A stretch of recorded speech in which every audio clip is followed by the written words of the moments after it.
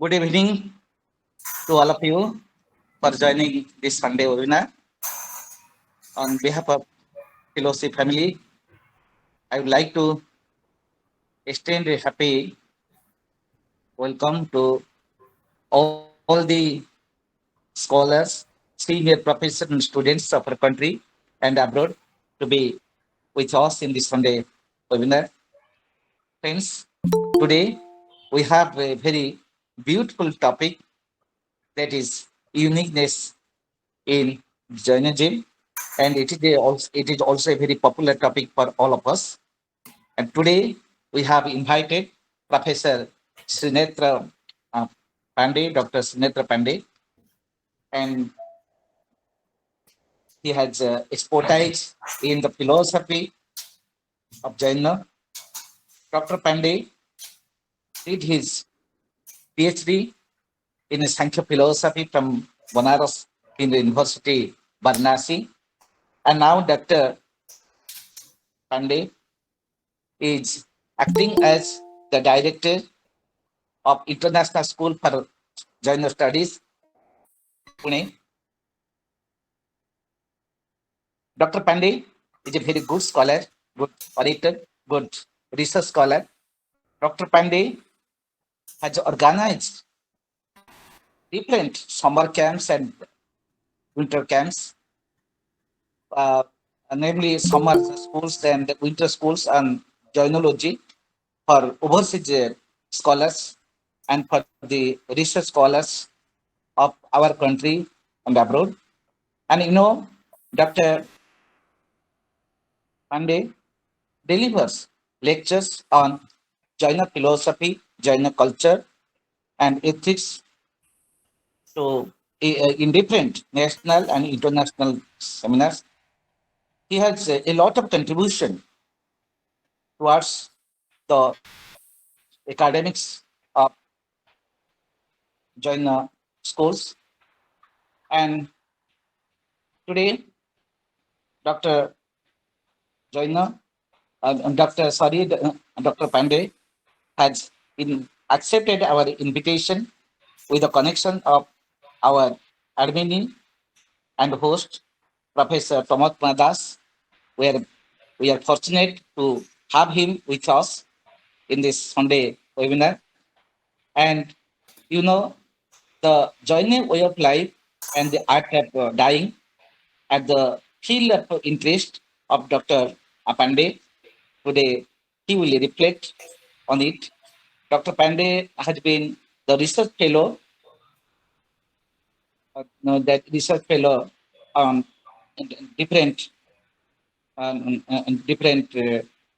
sections, different government sections of our country, and he has got research fund from the Ministry of Culture, Government of India, on the project Tantra Yukti, Indian mythology of writing scriptures. He has been the editor of different research journals on humanities and he's also the editor of the research journal. He's the co-author of different books. He has published different books, and to his credits, he has authored and contributed more than dozen of articles on the philosophy of Jainism and on different issues, different fundamental issues of Indian philosophy. So today we are fortunate to have him with us, such a, and we are very happy that he's a great scholar on Jainism. And today he will also present his talks. And today we are very fortunate to have with us different senior scholars of our country. We have with us Professor Ranjit Ghosh, Professor Srinivasan, Professor Nilam Pandey, Professor Ridhi Madam, Professor Shanti Sharma, Professor Nilam, Professor Girish, Professor Rao, Professor Babai, Professor Ankita, and many other professors that I can see their names on the screen. I welcome Professor. I welcome Professor Pandey, and I welcome all the scholars that they have joined today. I also welcome Professor Pramod Padas, the host, admin, and convener of Philosophy Family, the main architect of Philosophy Family. I congratulate him for being connected with Dr. Srinetra Pandey and invited him to our family. I also welcome Professor Dr. K. Omnan Rao, the regular moderator of Philosophy Family, and his philosophical wisdom will also benefit us. And today, once again, I extend a hearty welcome to all the scholars, seniors, professors, and students to be with us in this Sunday webinar. And with this, I welcome Dr. Srinetra Pandey, our speaker, and I invite him to speak on it. Over to Dr. Srinetra Pandey. Over to Dr. Srinetra Pandey. Yes. Pranam, sir. Pranam, sir. So is it visible on the screen, my slide? Yes, yes, yes, sir. Yes, sir.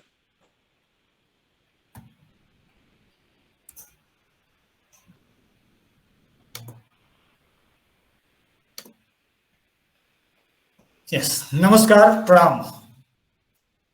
First of all, I would like to thank Philosophy Family and organizers, particularly Dr. Srinivasan Krishnamurthy, Dr. Kailasji, P.K. Dasji, Dr. Rao, and other attendees of this session. So I am thankful to all of you for providing this opportunity to share my thought on uniqueness of Jainism.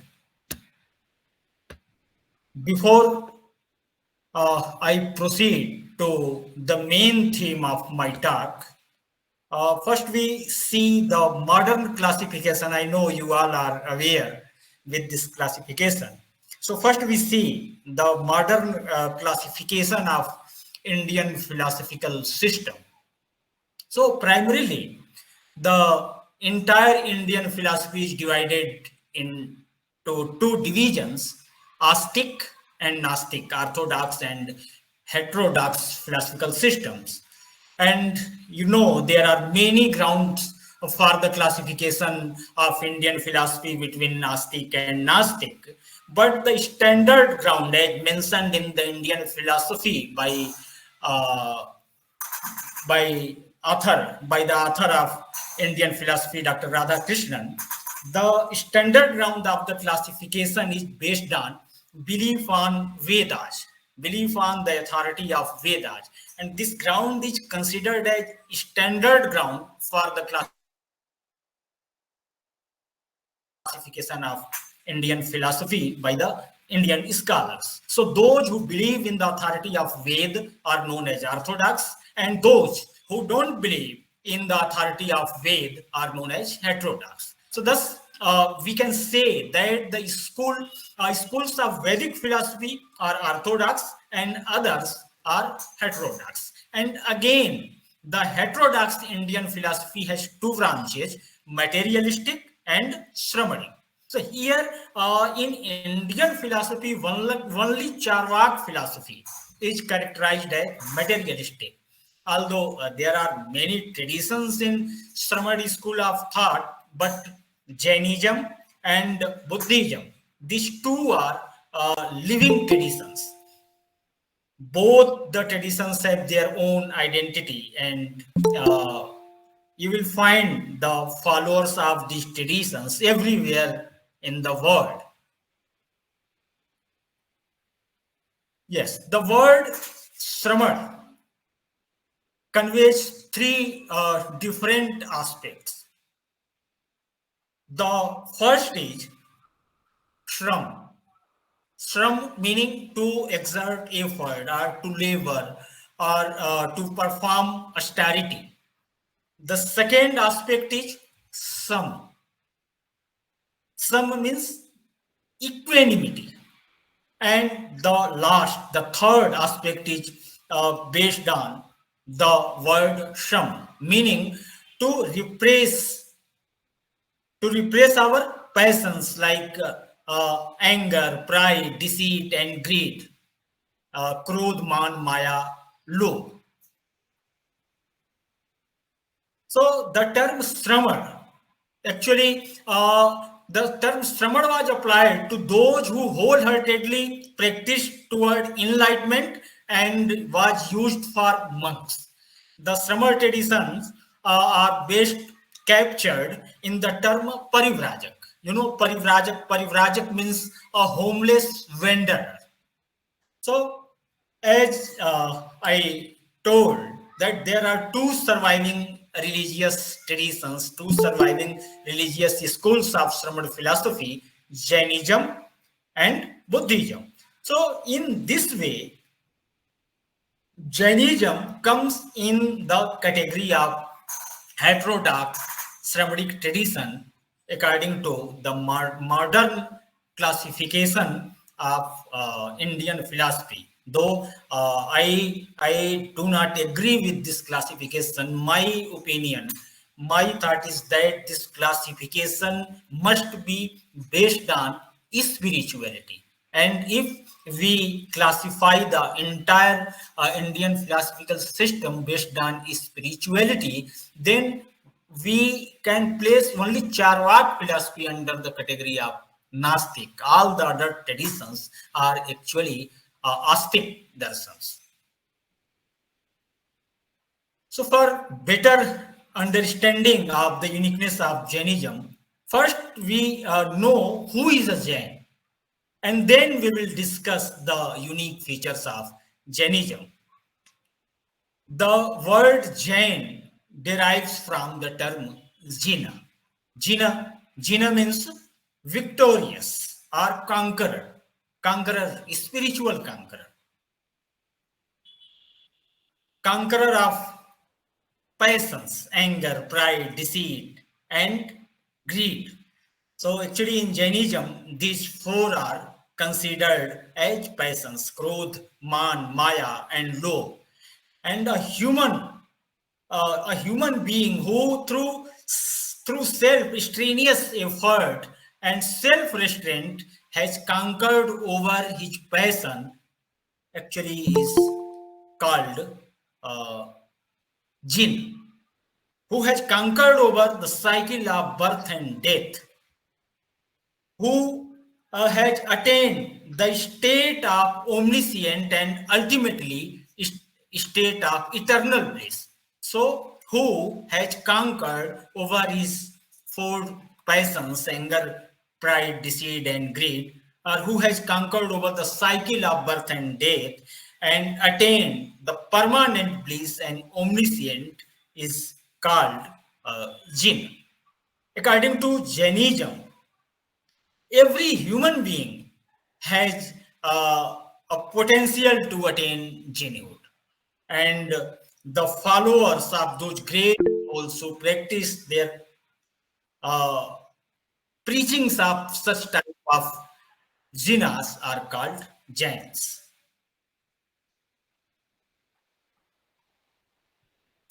According to Jain tradition, in every cycle, in Jain terminology, cycle is called Ara. So, in every cycle of cosmology, 24 Tirthankars appear. And after attaining omniscience, they deliver their preaching in a divine preaching hall called Samvasaran, which were heard by the gods, the ascetics, and lay persons. So the present time cycle begins with the first Tirthankar, Rishabdev. Rishabdev is actually considered as pre-Vedic. The mention of Rishabh at many places in Rig Veda is itself evidence of his pre-Vedic presence. According to Jain tradition, he was the founder of civilization.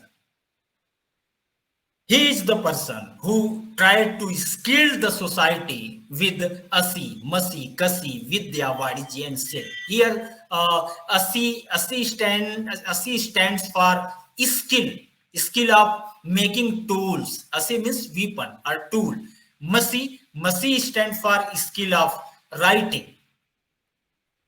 Masi means ink, and Kasi stands for Krisi. Krisi means agriculture, and Vidya stands for education of letters and numerals. Vidya means education or knowledge system. And Vadijya stands for skill of trade, and Silp means craft. So, according to Jain tradition, first Tirthankar Rishabdev introduced these 6 types of skills to the subject, to the common people of his kingdom for the survival. And 24th Tirthankar Mahavir. Mahavir is the last and 24th Tirthankar of this cycle. There are many features in Jain tradition which are almost common in all philosophical traditions of India. So, first we see some common features. First is spirituality. So, as I discussed in beginning that there are primarily 2 branches in Indian philosophy, Astic and Nastic. And again, in Nastic, there are 2 subdivisions, materialistic and spiritualistic. Within the category of Nastic, spiritualistic traditions are known as Sramad. Spirituality is the essential characteristics of Indian philosophical systems. So, all the systems of Indian philosophy, they acknowledge man's essential spirituality, regard freedom of spirit as the highest and ultimate goal. They all claim that philosophy shows the way to attain this freedom, and Jainism is not an exception of this thought. Yes, all schools of Indian philosophy are the philosophies of life because they lead a man's life from ignorance to knowledge, from darkness to wisdom, from bondage to freedom. So, therefore, they claim themselves as way of life, and Jain philosophy is also known as Jain way of life. As we know that all the schools of Indian philosophy accept that the ignorance is the root cause of our sufferings and bondage, and this ignorance is beginningless.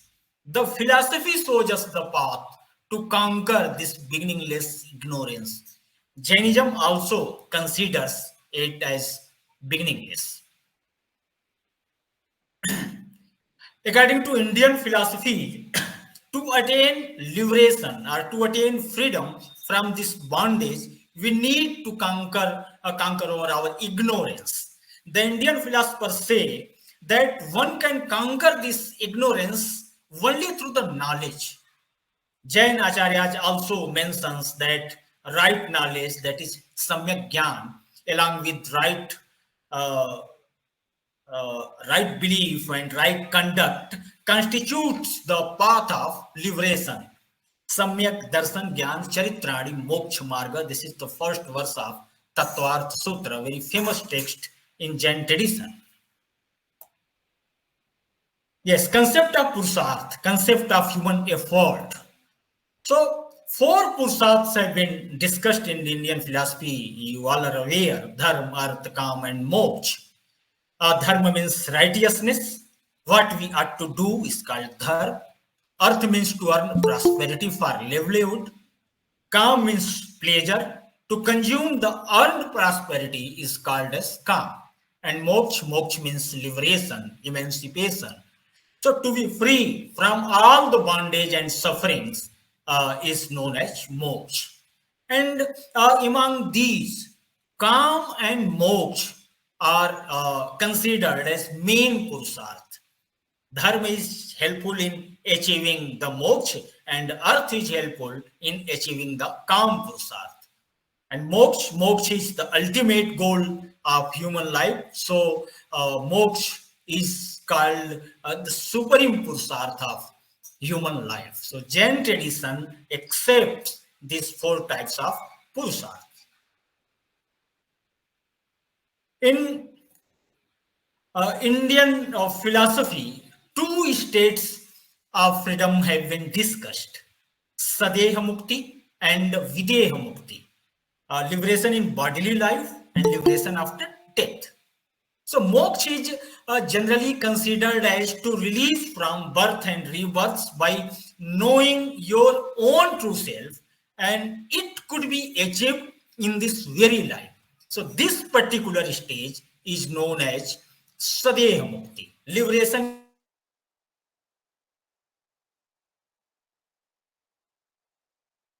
life is life forsakes his body, then that condition is known as Videha Mukti, liberation after death.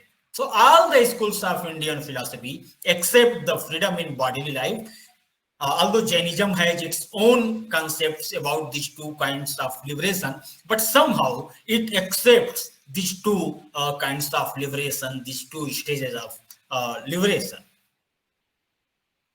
All schools of Indian philosophy acknowledge rebirth through the doctrine of karma. They argue that the karma is the cause of births and rebirths, pain and pleasure. This chain of karma and its fruit of birth and rebirth is going on from beginningless time due to our beginningless ignorance. And Jainism also accepts this with some slight difference in the meaning of karma. We will discuss it later. The next common feature is roll up insight, antardrishti. So antardrishti is another common feature of Indian philosophical systems. All the systems hold that ultimate reality cannot be grasped through the senses and intellect, but can only be experienced in direct, non-perceptual, non-conceptual, intuitive, mystical insight. And Jainism primarily discusses type 5 knowledge: Mati, Sruta, Avadhi, Manaparya, and Keval, sensory, scriptural, clairvoyance, telepathy, and omniscience. Among these five, the last three, Avadhi, Manaparya, and Keval, means clairvoyance, telepathy, and omniscience. So these three are not based on sense organs. It depends on the state of soul. Yes, the most striking common feature of all the schools of Indian philosophy lies in the fact that problems of religions and those of philosophy have not been divided into two right compartments. Dharma in India has been used in a wide and comprehensive sense. In fact, the transformation of life and emancipation from worldly miseries constitute the common goal of both darshan and dharma. So, in this way, we discussed here some important common characteristics, common features of Indian philosophy. So, with this brief background, now I come to the main theme of this session: uniqueness of Jainism. So now we see those characteristics of Jainism that make this tradition unique and different from other traditions. So I have taken here only 10 important features which are unique. So first, theory of Anekantvad, Syadvad, and Nayavad, non-absolutism, relativism, and standpoint. Second is concept of universe. We will see one by one later in detail. Third is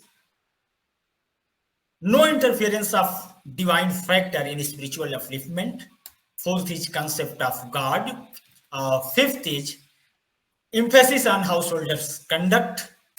Sixth is manners of observing vows. Seventh is importance of forgiveness in practice. Eighth is concept of karma. Ninth is meaning of yoga, how the meaning of yoga is here different from other traditions. And the 10th is contribution to Indian rhetoric in the form of Rus sentiments. So now we see them one by one. So first I take the theory of Anekantvad, theory of Syadvad, and theory of Nayavad. Theory of non-absolutism, theory of conditional predication, and the theory of partial viewpoint. Theory of Anekantvad. Theory of Anekantvad is actually, this theory is the heart of Jain metaphysics and a unique contribution of Jainism to theory of knowledge. The term Anekantvad is made of three words, as you can see here. Anek, Ant, and Vad. Anek means many, Ant means aspects or attributes, and Vad means theory. The very foundation of Jain philosophy is the concept of reality, which is manifold according to Jainism, infinite fold, hence highly complex and pluralistic in character. The faculty of perception is limited, so one cannot have absolute knowledge through this limited faculty. So according to Jainism, only jinas or omniscient beings can comprehend objects in all aspects and manifestations. So one may have partial knowledge, and that may be true also. So to understand the pluralistic character of reality, Jain Acharyas propounded the theory of Anekantvad. So in this way, we can say that Anekantvad is the instrument which Jainism uses in synthesizing the different views without disturbing their identity and to maintain all importance. Closely associated with Anekantvad is the Syadvad, which is the theory of conditional predication. In fact, Anekantvad is concerned with the thought process, and Syadvad indicates the manner in which that thought process is given expression to. The term Syadvad is made of two terms, Syad and Vad. So here the word Syad means in a way or viewed at from particular stand. And Vad means theory. So in this way, Syadvad is a theory of conditional predication. This theory manifests the realistic, rational, and highly tolerant spirit of Jainism. As I said, that according to Jainism, reality is complex because of its manifoldness, and therefore many standpoints can be used to describe a substance. It means reality may be comprehended from different angles. The attempt at comprehending anything from a particular standpoint is null. So in Jainism, standpoint is called null. As reality is complex, no single proposition can express the nature of reality fully. So Jain philosophers use the theory of partial viewpoint, Nayavad, in order to explain the complexity of reality part by part. So I will not go in detail because it will take much time. So we try to understand the theories of Anekantvad, Syadvad, and Nayavad through the famous parable of the six blind men and elephant. So I hope you all are familiar with the story. Once six blind men approached an elephant, and each of them caught hold of a particular part of the body of this huge animal. So each one of the blind men therefore formed his own image of the huge animal. The man who caught the tail of the elephant thought it was it to be like a long rope. The one holding the leg of the animal thought it was like a tree. The third man who held the trunk of the elephant considered that it was like a snake. The fourth one who got the tusk in the hands thought the elephant was like a spear. Another holding the ear thought it was like a huge fan. The one who caught the stomach thought it was like a drum. The one happened to touch the side considered that it was like a valve. So since they were convinced that only they were right in their perceptions and considered other view as absolutely false, they began to quarrel. So a seeing man chanced to come there and listen to their individuals' views. He told them that there was no cause for quarrel, that everyone was correct, but only partly. He explained the correct position to the six blind men by making them feel the other parts of the elephant. They then realized that though each of them was partially correct in his imagination of the elephant, but the others were equally correct in their imagination of the animal from their standpoints. So the total picture of the elephant could be known by understanding the views held by each one of them. So when they accommodated the viewpoints of the others in addition to their own, they knew the reality of the elephant. Thus, they were on the right path of the anekantvad or non-absolutism. So, in this way, the approach of Jainism towards opponent schools of thought is constructive, not destructive. We may mention how Anekantvad view led to the balanced view between such opposite conceptions.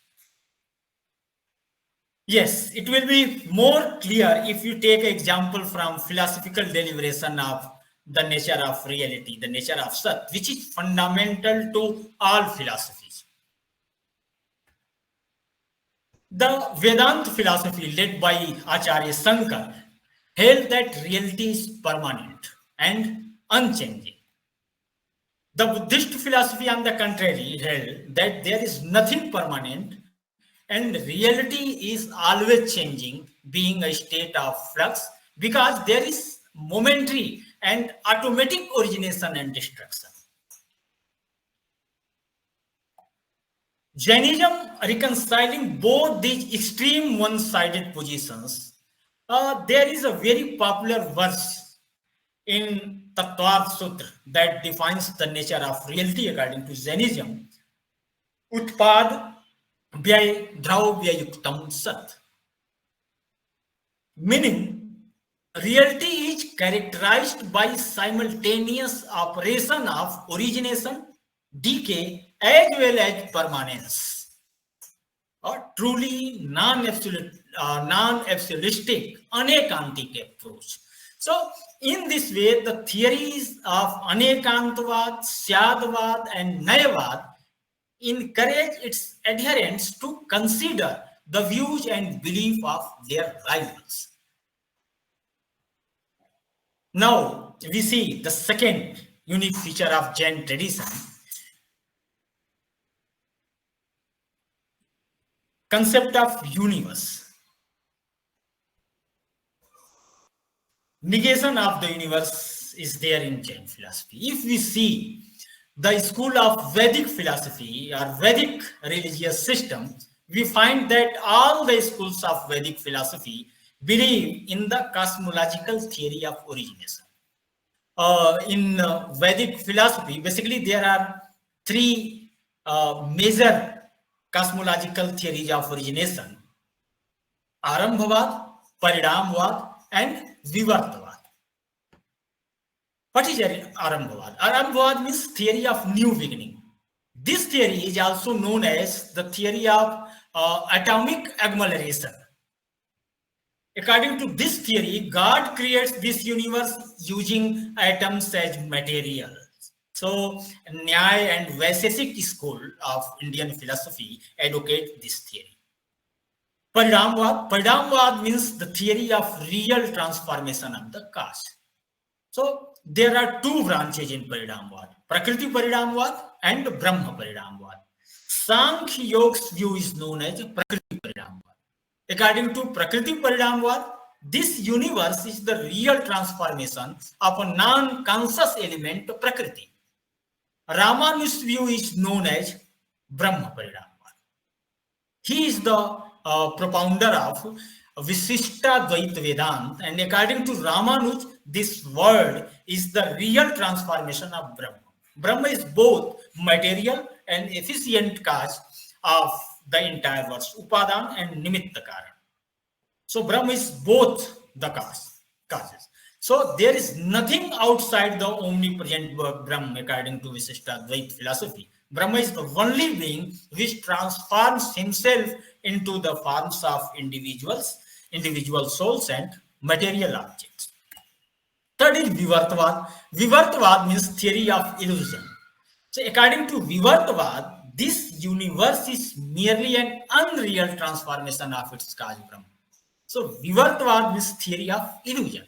Acharya Shankar is the propounder of this theory, and you know his philosophy is known as Advaita Vedanta. So according to Shankar, this universe is merely an unreal transformation of its cause Brahma.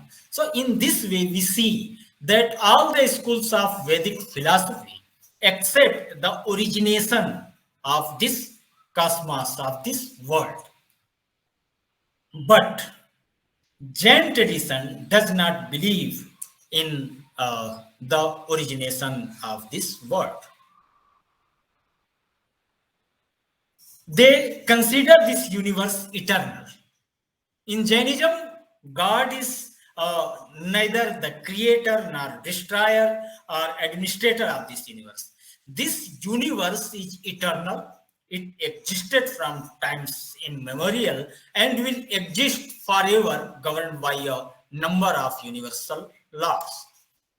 Yes, only its form and contents go through a process of change continuously.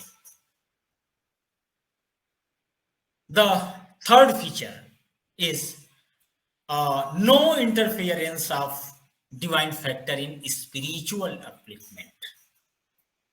So Jainism outrightly rejects this belief that liberation may be attained through the mercy of God.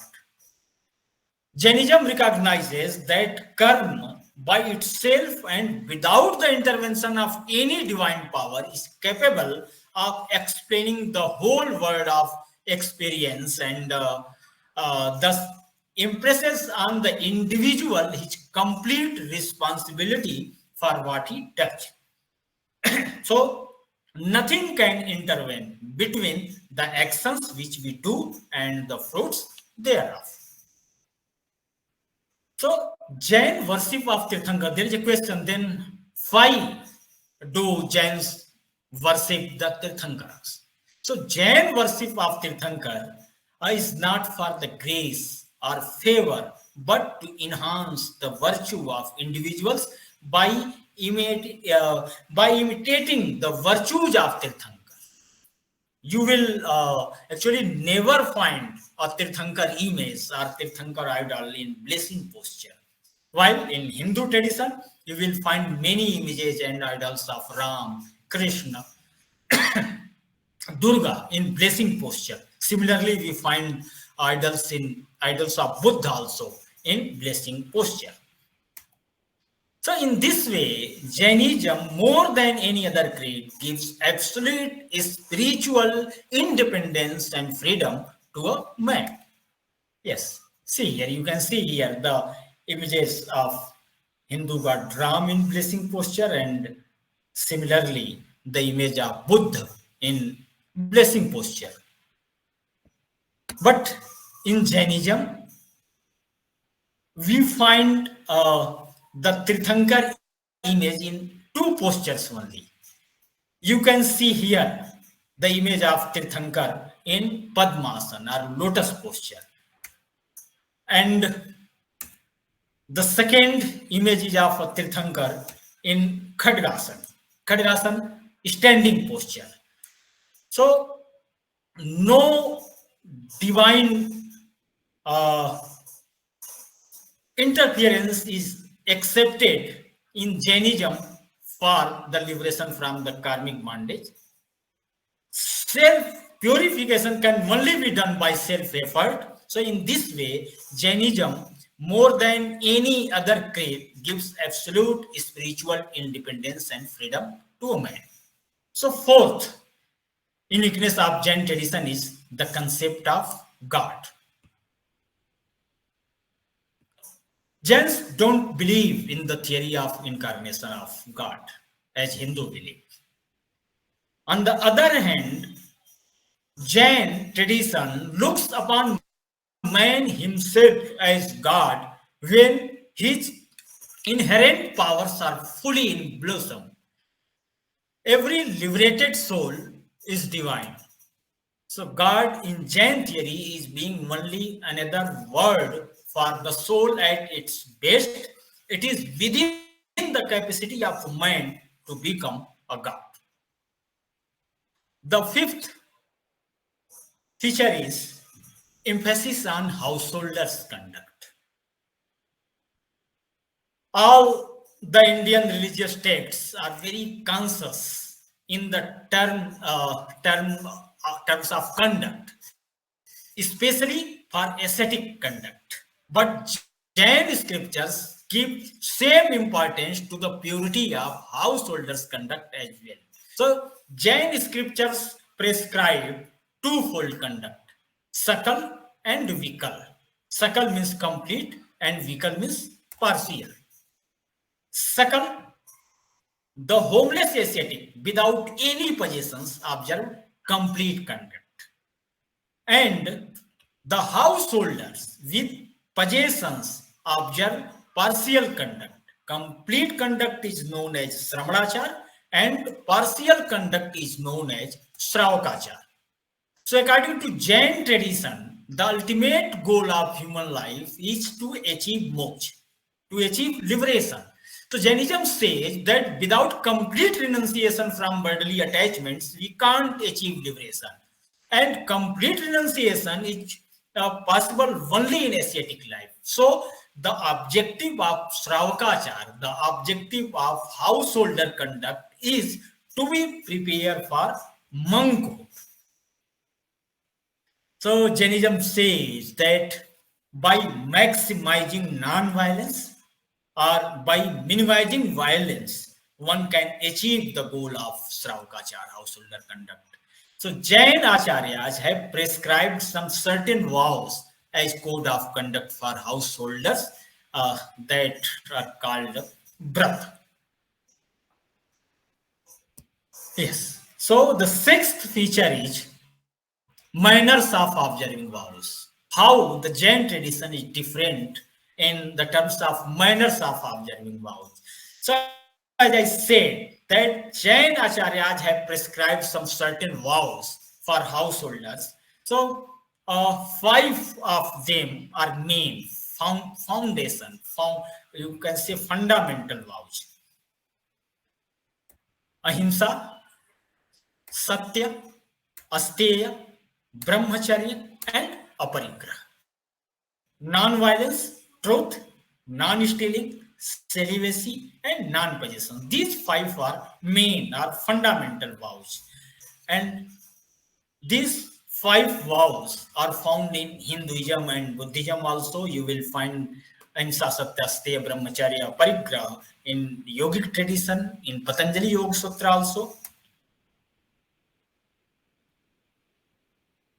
So Hinduism, Buddhism, and Jainism, all these Indian traditions say that refraining from the injury of living beings, telling a lie, stealing, visiting any woman or man other than one's own spouse, and the attachment of worldly things. So this these manners you will find everywhere in Jainism, Buddhism, and in Hinduism. How?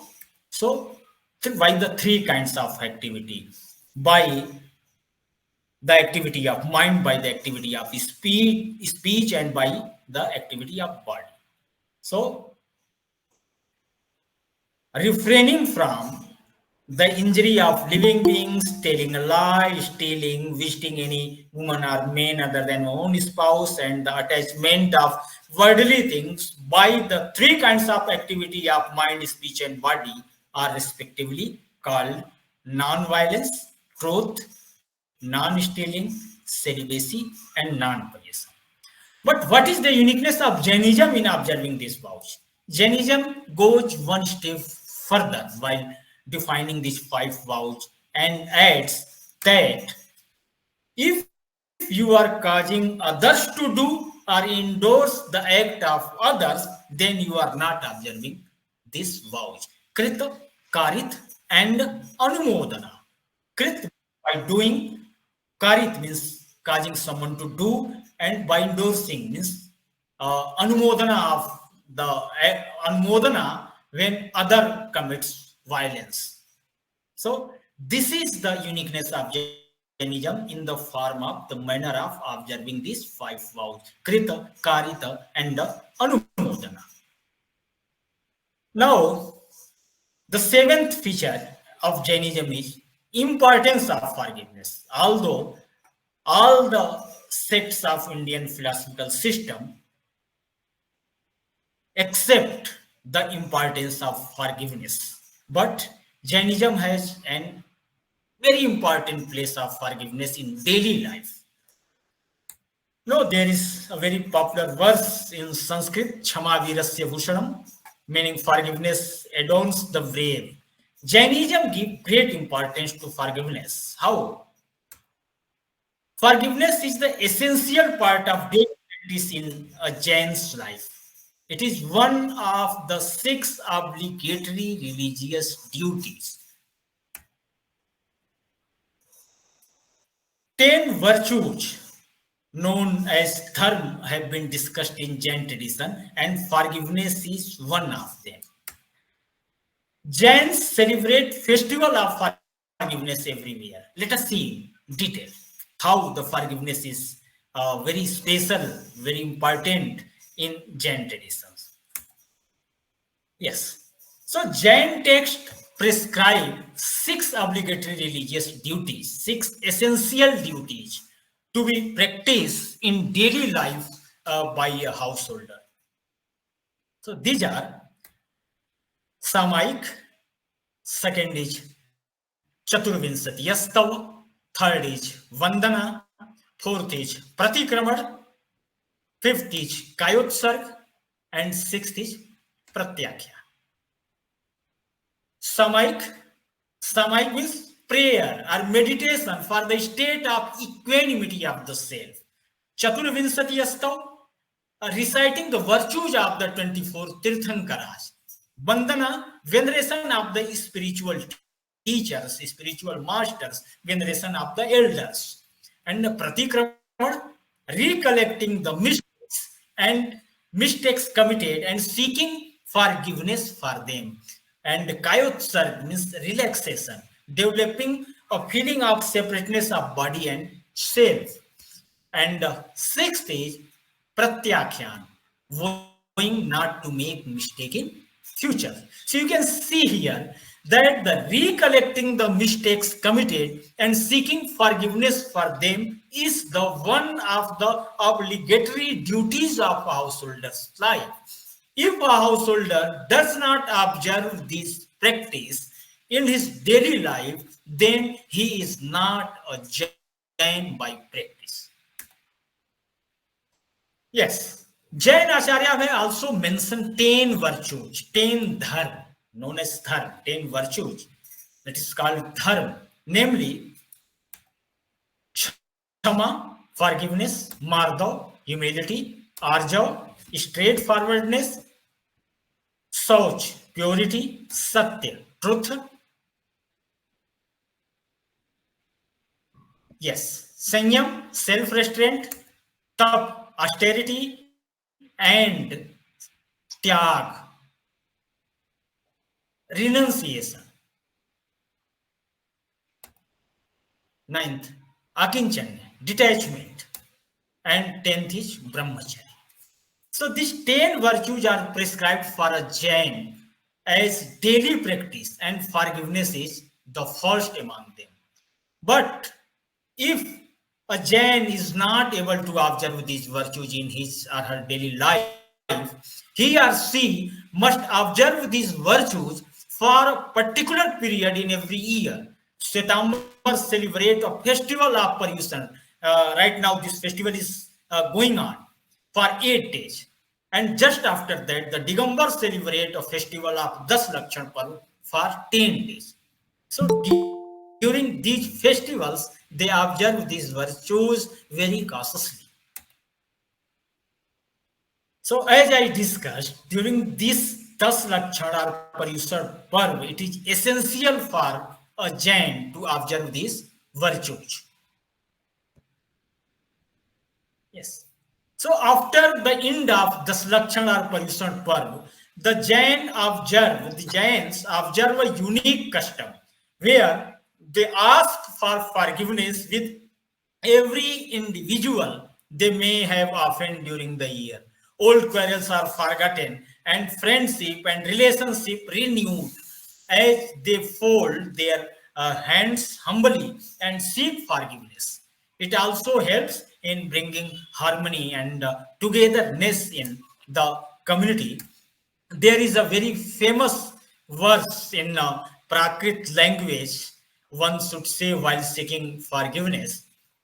खामेमि सव्वे जीवा खमम तुम्हें मेत्ति में सव्व भूवेसु वैर मध्यम नकेड़े, which means I forgive all living beings of this universe. May all living beings forgive me for my faults. I have friendship for all living beings. I don't have any animosity towards anybody. So in this way, we see how Jain tradition has given the great importance to the practice of forgiveness. Yes. Eighth characteristic, unique feature of Jainism. So here we see the karma. Karma is another unique feature. How? In classical Indian philosophy, the doctrine of karma, as you know, regarded to be one of the most essential and fundamental doctrines. Among all the schools of Indian philosophy, it is only the Charvak who does not believe in the doctrine of karma. In many schools of Indian religions, karma is closely connected with the idea of rebirth, birth and rebirth. The law of karma holds that every action, physical or mental, has its own outcomes which must be faced either in this present life or in the lives to come. When one performs good deeds, it refers to good karmas and future happiness, and bad karma results when we do bad actions or deeds. So karma is always maintained in the religious, ethical, cultural, and philosophical thought of the Hindus, the Jains, and the Buddha. These systems utilize this doctrine so as to elaborate different instances that are found both in the living and the non-living worlds. They admit that the root cause of bondage is karma and ignorance. In all the systems of Indian philosophy, I mean, both in the orthodox and the heterodox school, the doctrine of karma differs. Generally, karma is considered as action or activity. In Sanskrit, the term karma means action, and this term is used to indicate those actions that are done by personal choice as well as the forces that emerge from these acts. The account of karma is the most systematically elaborated with its, you can say, minutest details in Jain tradition. So, according to Jainism, karma is not action or activity. Curve is considered as a special kind of material particle which is real but not metaphysical. Curve particles stick to the soul depending upon the good and bad actions. Jains also consider that the soul, in its inherent nature, have infinite faith, infinite knowledge, infinite bliss, and infinite power. So these four are called Purush Anant Chatushtay. All the souls have consciousness, but depending on the obstacles of karma and degree of their consciousness differs. When we shed karma particles from the soul, there is possibility of moksha, there is possibility of liberation. Through right knowledge, right faith, and right conduct, the soul can be disassociated from karma and body. So Jainism admits that when the soul dissociates from the karmic particles, it attains its innate nature of infinite faith, infinite knowledge, infinite bliss, and infinite power. Thus, the soul gets situated at the highest part of the world and resides there. That is called Siddha Sila. In this way, in Jain tradition, karma is not action or activity, but a special kind of matter particle. Yes, concept of yoga is another unique feature of Jainism.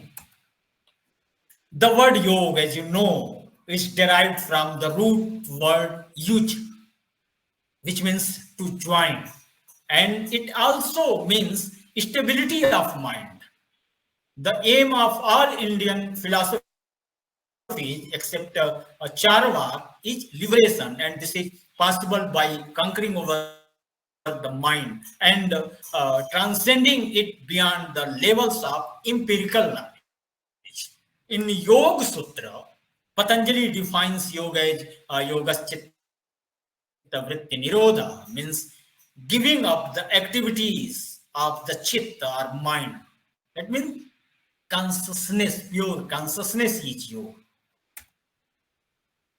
Yes, in Gita says, Samatvam yogi uchyate, meaning equanimity is yoga. And another place, yoga karmasu kausalam, meaning skill of performing activities is yoga.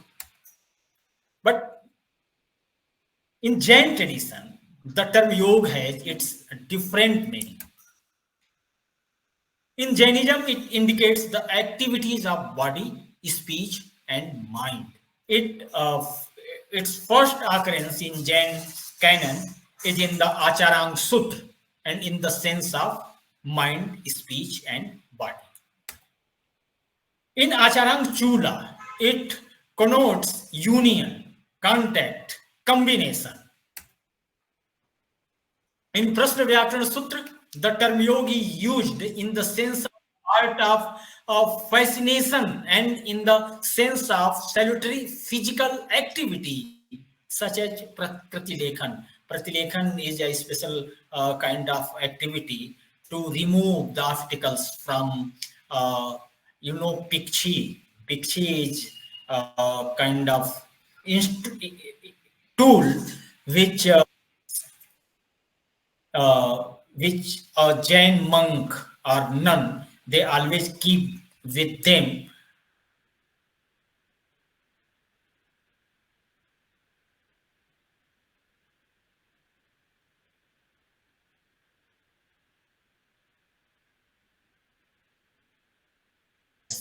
Once, minimum once per day, they remove the such things from that tool.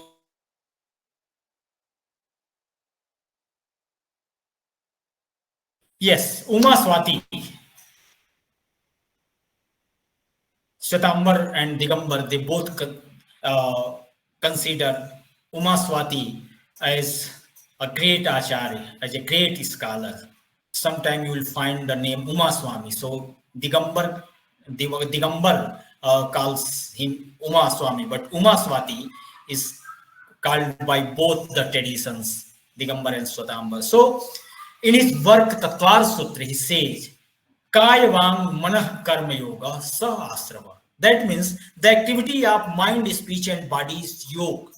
And the threefold activity of mind, speech, and body causes influx of karma. And when it is auspicious, it is punya or merit or virtue. And when it is inauspicious, it is pap or demerit or sin.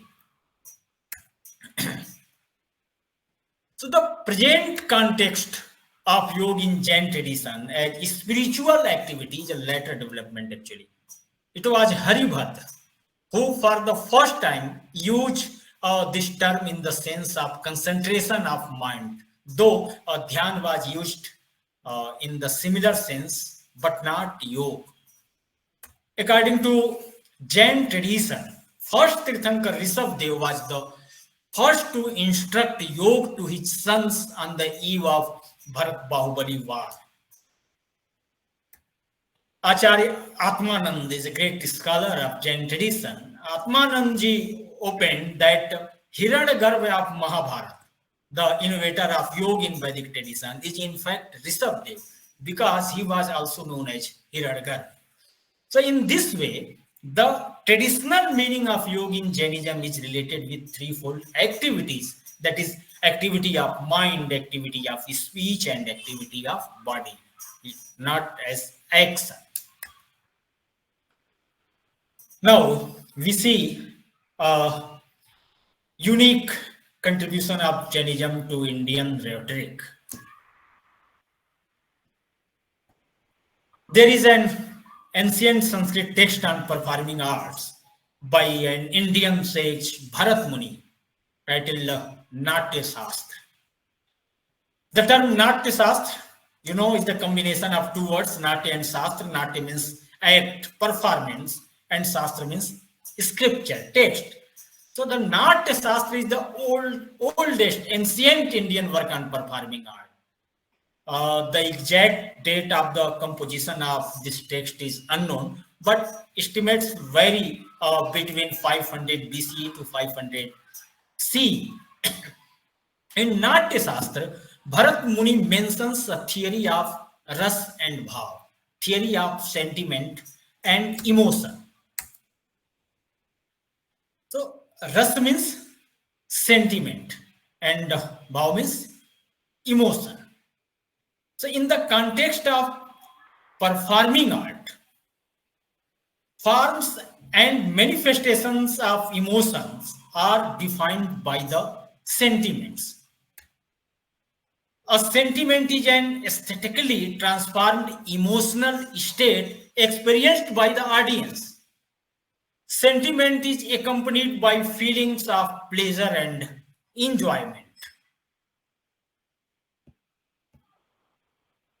Such emotions tune perception of the audience, they create atmosphere of empathy, make people more sensitive, help to open mind and heart to understand the idea and message of the performance.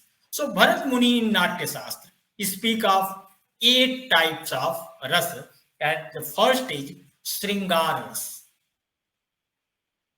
Sringaras, emotory or erotic sentiment. And second is Hasyaras, sentiment of humor or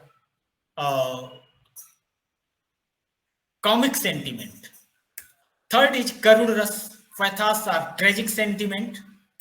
Fourth is Rudraras, heroic sentiment. Fifth is Veeraras. Rudraras, anger or fury, sentiment of anger. Veeraras, heroic sentiment. Bhayanak ras, sentiment of fear or terrible sentiment. Vibhatsaras, sentiment of disgust. And Adbhutras, sentiment of wonder. But in the same period, just after Bharat Muni, a Jain Acharya, Arya Rakshit, composed a text on Yog Dwar Sutra. On Yog Dwar Sutra, in Anyog Dwar Sutra, Acharya Arya Rakshit included Prasantras as the 9th in the list of 8 rasas of Bharat Muni. So the Prasant Ras is the consequence of the Samadhi, profound meditation of an unblemished mind and absolute serenity. It is characterized by absence of perversion. So you will find this ras first in Anyog Dwar Sutra, chapter 262, the first verse of this chapter, first passage of this chapter. So after the Acharya Arya Rakshit, this pattern was followed by other scholars of Indian rhetoric. So then you will find in Avinav Gupta. Then Avinav Gupta leads the tradition of nine Ras as Prasantras. So we discussed 10 main, you can say main unique features which make this tradition different from others. Besides, there are few other unique features of this tradition which are visible in practice. We find that Jain collections of manuscripts have a large number of manuscripts related with the various works of other traditions, and it is not restricted to any particular branch of learning, because works on philosophy, epics, astrology, grammar, rhetoric are found there in Jain collections of manuscripts. So when we see the manuscript collection of other traditions, have the manuscripts related exclusively with their own tradition. So this feature becomes very important and displays their liberal outlook towards academics. And not only this, writing of commentaries by Jain Acharyas on the important works of other traditions also may be considered as the unique feature of Jain tradition. At least 400 commentaries have been written by Jain Acharyas on the works of Vedic and Buddhist tradition. The form of literature commented by Jains include epic, lyrics, drama, prose works, champu, etc. And the language of these commentaries is, as usual, Sanskrit. And also, prominent acharyas of Jain tradition, like Haribhadra, has written commentaries on the works of other traditions. So Haribhadra is considered as very great scholar in, even Digambar also consider him their own. So Haribhadra, uh, Haribhadra alone has written many commentaries on the works of Vedic traditions. So it is important to mention that works of Kalidas alone have more than 50 commentaries in all. So this practice is missing in other traditions. So we can say that this practice of Jain Acharyas is a unique feature of Jain tradition. So in this way, we saw that Jainism has many specific and unique features that make this tradition unique and different from others. So to see in nutshell, this unique feature of Jainism are contribution of Jainism to metaphysics in the form of theory of Anekantvad, Syadvad, and then negation of the origination theory of universe and incarnation theory of God. No interference of divine factor in spiritual upliftment.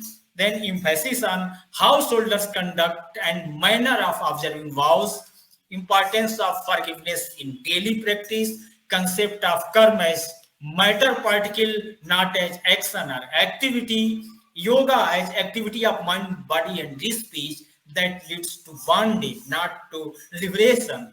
And then the Prasantras, the sentiment of serenity by Jain Acharya Arya Rakshit, in addition to the 8 sentiments of Bharat Muni, and then collection of non-Jain manuscripts in Jain Bhandaras, and lastly commentaries on non-Jain texts by Jain Acharya. So these are the unique features of Jainism which make it unique and different from other Indic religious or philosophical traditions. So thank you so much for patience listening. Now, I am.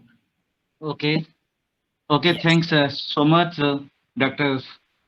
Srinetra Pandey, for your very thought-provoking speech in the uniqueness of Jainism. Sir, your presentation was very comprehensive and clear, and you have reflected your command over the subject and have impressed us by your reflecting presentation and reflecting on the fundamental features of Indian philosophy. You have also cited the basic teachings of Jainism through Shabada, Nikantavada, and Nyayavada, and you have shown how Jainism is different from other philosophies. Sir, you have explored your philosophical reflection in different fundamental issues of Indian philosophy, Indian aesthetics, Indian literature, Indian scriptures, Indian values, Indian yogas, Indian Natya Shastra, and by it you have very well connected with the teachings of Jaina Acharyas, and it reflected the uniqueness of Jainism and how Jainism is very fundamental teachings in comparison to other traditions. Sir, thanks so much. Congratulations for your very beautiful and comprehensive talk on Jainism. And today we all have been benefited out of the talk. Now I would like to request Professor Dr. K. Omnan Rao to carry on the interactive session. Over to Dr. Rao. Namaskar, everybody. Thank you, Dr. Marana. I should thank Dr. Pandey for a very beautiful lecture, and uh, very beautifully he has tried to see the fundamentals that we have in the Jaina philosophy, and very clearly he tried to express the ideas contained in Jainism. So to start with, may I request Dr. Randeep Ghosh to have his observations um, and queries. Dr. Ghosh. Namaskar, sir, please. Dr. Ghosh. Namaskar, sir. Dr. Ghosh.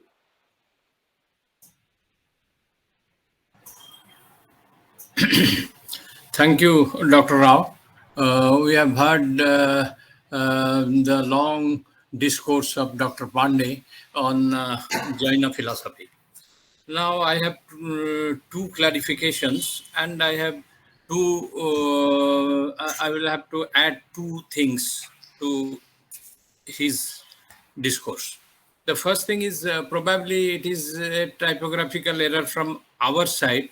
It is written uniqueness in Jainism, because it must be uniqueness of Jainism, because if we say uniqueness in Jainism, then uniqueness itself becomes a concept which is not found in Jaina philosophy. Okay, this is the first thing. And the second thing, his classification of orthodox and heterodox systems. Because why Jainas, Buddhas, and Charvaks, they are branded as Nastikas? Because they don't believe in the authority of the Vedas, the authoritativeness of the Vedas, non-Vedic philosophies, and others are Astika philosophies. So why you have singled out Charvak from this list? And we know that, of course, Buddha, Jainism is definitely a spiritual philosophy. We cannot, even if it doesn't believe in God, it is a spiritual philosophy. So that is one thing which I could not follow. That's the thing. Then apart from this, I am I'm a lover of Jaina theories, because Jaina theories of Anekantavada, Syadavada, and Saptavanginaya, they are very relevant during the modern times. Because you see, we talk about the other day when I was going through Anekantavada in a different context, I found that it is very much closer to Friedrich Nietzsche's perspectivistic theory of truth. That truth is not a fixed one, it is a perspective. So Anekantavada actually holds the same thing, that the truth is not the final thing, because there are truth is many faceted. So this is the reiteration of Anekantavada, which the Nietzsche also is giving, even if he is holding a different type of metaphysical orientation from the Jainas. Still, he holds the same thing, that truth is not objective, truth is just subjective and relativistic. So this is one thing, the uniqueness in Jainism. You may ponder over it further. And the another thing, I consider Jainism as one of the foremost humanistic theory in India, humanism. Because you see, what Jainas suggest, they say that we have to inculcate self-actualization or self-realization within ourselves first. That means individual. And from individual to the family, from family to the community, and from community to the state and nation. So this is how humanistic attitude, which comes through self-realization and the values of the Jaina ethics that we find. This is one of the humanistic philosophy, is a philosophy of humanism. I don't think I have found anywhere it has been explored in that way. This is, please, you have to elaborate on it. And other things, so far as Jaina ethics is concerned, all the values, the austere, aparigraha, and all these things, they are also they have been given a name. All the ethical concepts given their names in Jaina philosophy and Buddhist philosophy, but they are already there in the age-old Sanatan Dharma, the values of Sanatan Dharma.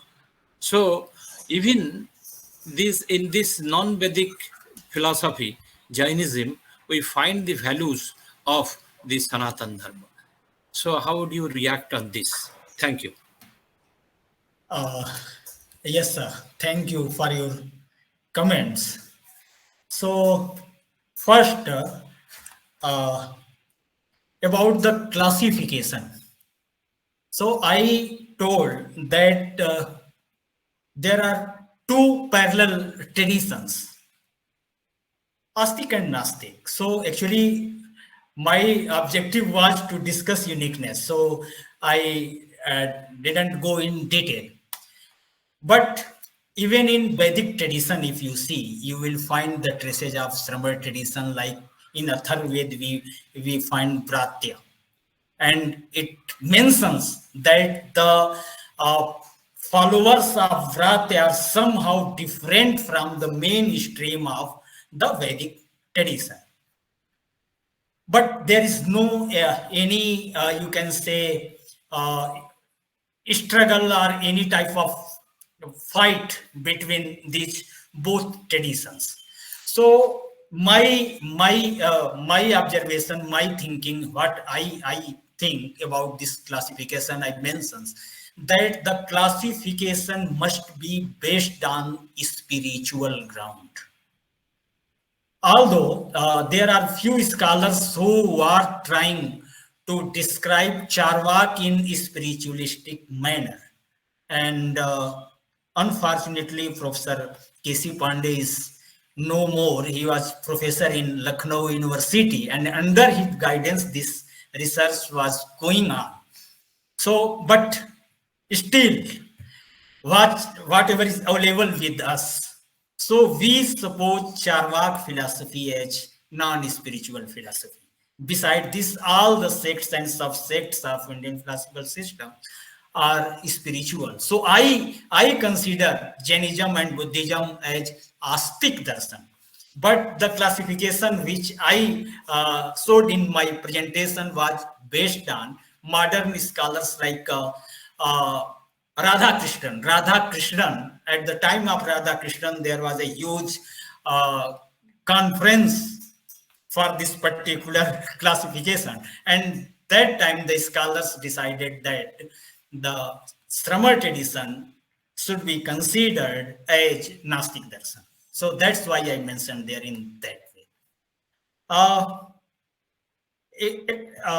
Anekantvad, you discussed this, so about truth.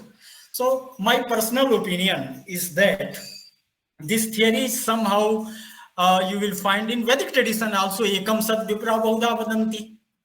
If we explore this concept, then we will find that what Jains are saying is similar to that concept ekam sat. Even in Buddhism, you will find vibhajyavad. So somehow vibhajyavad, ekam sat vipra bahuda vadanti, and anekantvad, they are same, I found. Sanatan Dharma. If when we see Sanatan as a philosophy from a beginningless time, you can say Anadi and Anant. So it's my opinion that not only Vedic tradition, not only Hindu tradition, but Jain and both these two traditions are also Sanatan traditions, because there are 20 tradition of 24 Tirthankaras, and not only this cycle, there are so many cycles, right? So even only in this cycle there are 24 Tirthankaras, and Jain considers this universe eternal, not created. So in this perspective also, Jainism must be considered as Sanatan. And similarly in Buddhist tradition, there is not only one Gautam Buddha.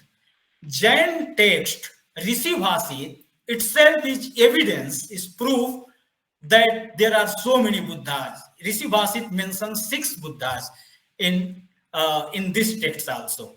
So I consider that Jain, Bodh, and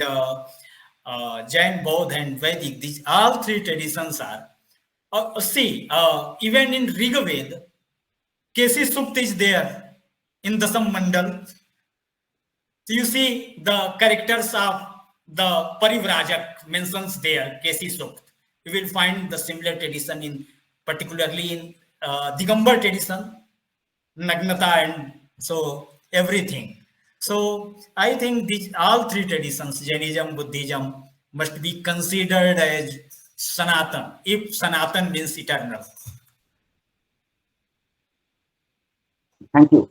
Thank you, Dr. Pandey. Well, very nicely answered, especially the last one. Thank you. Showing Thank that Buddhism and Jainism too are Sanatan, because they are, again, you can think, as you said, there are various cycles in Buddhism and therefore Jainism. So you associate Buddhism and Jainism in line with the Vedic tradition. But one thing, if I take a line of thinking from Dr. Ghosh, where he says, when you make a classification, you say we take Buddhism and Jainism and non-Vedic traditions. But as you say during the course of the lecture, that the Jainas, they had a number of commentaries on the Vedas, the Vedic literature.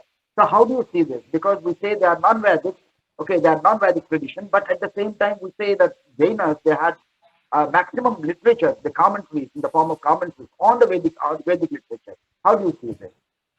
Sir, later. It's probably you mean to say that even if Rishabdev was prior to the Vedic, as per the historians, from Rishabdev to 24th Tirthankar, that is Mahavira Jina, there may be many modifications, and the Vedic elements might have come into the Jaina systems. That is what you want to reiterate. Actually, it's possible. Even we cannot deny that all the traditions, they influence each other, right? You can say the difference between the dialogue of Vedas and Upanishads.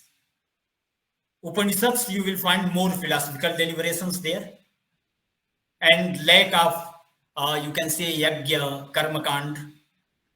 So Jains considered that this is the impact of Jain tradition and Vedic tradition. So possibility is there.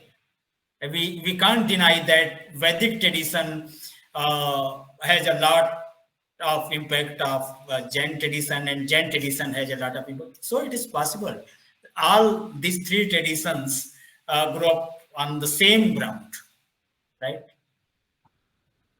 And the commentary on Vedic tradition, actually, when I was discussing about the commentaries, you see, the Kalidas work Meghdut.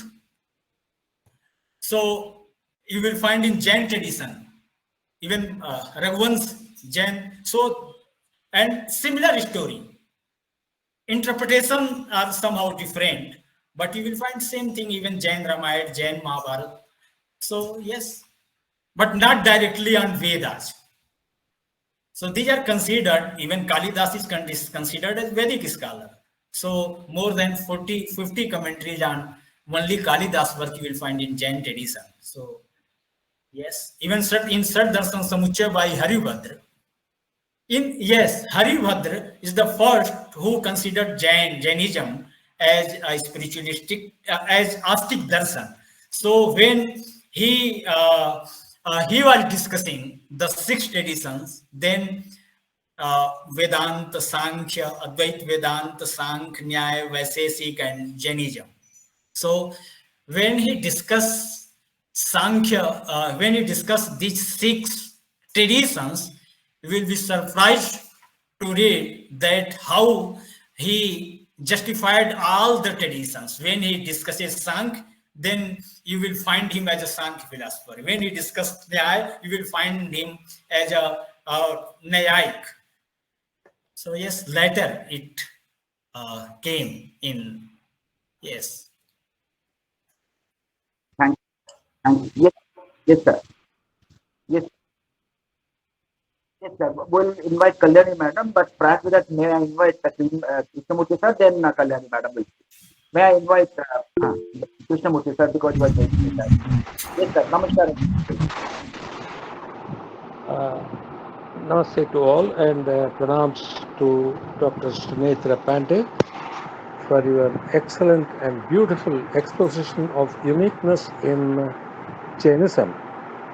But I feel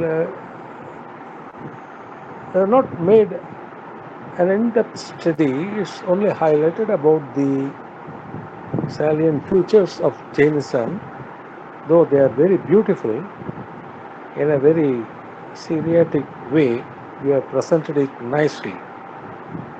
But what I just wanted to ask you is how the Jainism differs from Buddhism in the eightfold path of Samyak Darshan, Samyak Charitra, and Samyak Dhyan.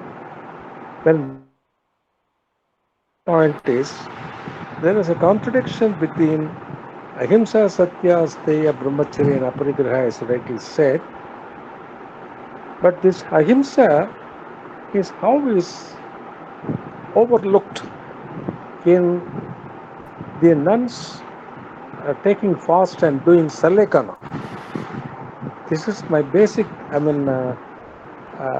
doubt for so long. I would request you to kindly, clarify these doubts, sir. Thank you. Yes. So first we take Arya Ashtangic mark and Samyak Vak, Samyak Karman. So the concept of Samyak is actually different.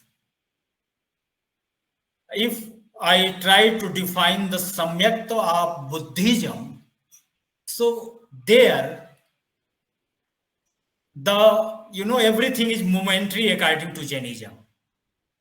To know that the Chadikvad, so Chadi, momentary. So if you know, you are able to know that, then you are actually Samyak. And here, Samyak is different. Here, Samyaktva means if you are able to know the process, to know that you are soul, not a body, and soul is eternal. So your journey is not going to be lost. So this is the main difference in Samyak. Although the literal meaning of Samyak in Buddhist tradition is also perfect. And here we see in Jainism right, not perfect, right perception, right conduct, right knowledge. So, but the meaning of Samyak, the philosophy of Samyak, there in Buddhism, Samyak process to know the what we can say the chadikta, And here, not Charikta, Nairantarya. Did you get your answer, sir? Difference between Jainism and Buddhism in the terms of Samyak. You Doctor, continue. You continue, sir. Continue. Sir. Yes. okay. And one question he asked about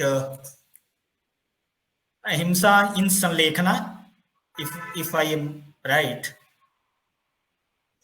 Is Yes, Dr. sir. Srinivasan is there? Carry on, sir. Carry on. Yes, sir. Yes, sir. Okay. So I think you are discussing that there is violence in Sanlekhana. But according to Jain tradition, there is no violence, there is no place for violence in Sanlekhana. Sanlekhana is actually a process of purification without any kind of violence towards yourself and towards others. If you commit violence, then you actually transgress the process of Sanlekhana. So there is no place for violence in Sanlekhana. Sanlekhana is a process for spiritual purification, because Jainism, like Buddhism, like Jainism, like Hinduism or Vedic tradition, believes in life after death. So at the end of the life, when you realize that your body is not capable to perform your social responsibility, your family responsibility, and particularly your main objective, spiritual responsibility, when you feel that you are not able to perform this responsibility, then with the permission of your family members, with the permission of your traditional guru, you decide to take the vow of Sanlekhana for spiritual purification. So there is no place for violence. I understand, I got your point, but is not subjecting yourself for extreme fasting and also, cutting the nails, plucking the nails and plucking the hairs and other things is not subjected to a kind of harshness or violence or something like that. It still is perplexing in my mind. Actually, sir, if you know there are 28 hardships are mentioned in Jain tradition, that is called Parisaha. If you have a feeling of pain and pleasure, then actually you are not an ascetic. So there is no feeling for pain and pleasure. So samatva, like Gita, samatvam yogi uchyate. So samatva is essential condition for the observing a life of ascetic. If you are not able, if you read Manu Smriti, the same process is there also. I am writing an article, a comparative article, a comparison with Jain practice and Manu Smriti. You will find the same process in Manu Smriti. To I call it embracing peaceful death. In Western countries, you will find the concept euthanasia, and now it's somehow Indian people. There are so many cases in our courts for iksha mrityu, yeah? But they are trying to die in painless manner. But this process, Sanlekhana, is a way to embrace peaceful death spiritually. So I think there is no place. If you commit violence, then actually you are not practicing the first vow. Right? So before observing this vow, there are total 12 vows in Jain tradition. And before observing these vows, there are 3 other essentials that is called Sadavasyak, I discussed in my lecture, and then Sapta Vyasantyar, to refrain from 7 bad habituations, and then Sapta Vyasantyag, and then Ashtamul God. So there are so many things before you observe the householder conduct. So yes, ahimsa, there is no place for violence. Okay, is it different from euthanasia? Yes, euthanasia, euthanasia is just ichha mrityu. So the patient is actually struggling with pain, you can say. So the family members are the patient himself request for euthanasia. But in Sanlekhana, no, there is no place for, even if you think about fast dying, you can say. So then you are not observing the vow of Sanlekhana. Thank you very much, sir. Thank you. Thank you, Professor Srinivasan, Dr. Pandey. Well, what Professor Srinivasan wanted to say, as we could understand, because there is no place for violence in any form, because even physical violence is denied. Yes. But when it comes to one's own self, why so much of pain to an ascetic? You say there is no place for pain and pleasure for an ascetic, but still then, there is a curtailment of everything. There is a lot of pain because it is inflicting pain on one's own self. So that amounts to a sort of violence which Sir, there are 4 types of violence is mentioned. The first is Udyami, means industrial violence. The second is Arambhi, like domestic violence, when we do violence while performing our daily activities like cooking and bathing, etc. And the third is protective violence, when you commit violence like a soldier on border, he shoot the enemy. So this type of violence is called protective violence, virodhins. And the fourth is sankalpi, intentional violence. So there are 4 types of violence. When we discuss about householder, then only one violence is not permitted, that is called sankalpi hinsa, intentional violence, and other 3 types of violence are permitted for householders, though it is suggested to avoid all other 3, but for householders, industrial, domestic, and protective violence is permitted. The first Tirthankar Rishabdev, I discussed, he taught about Asi Masi Krisi Vadijya Vidya Sil. Asi means weapon.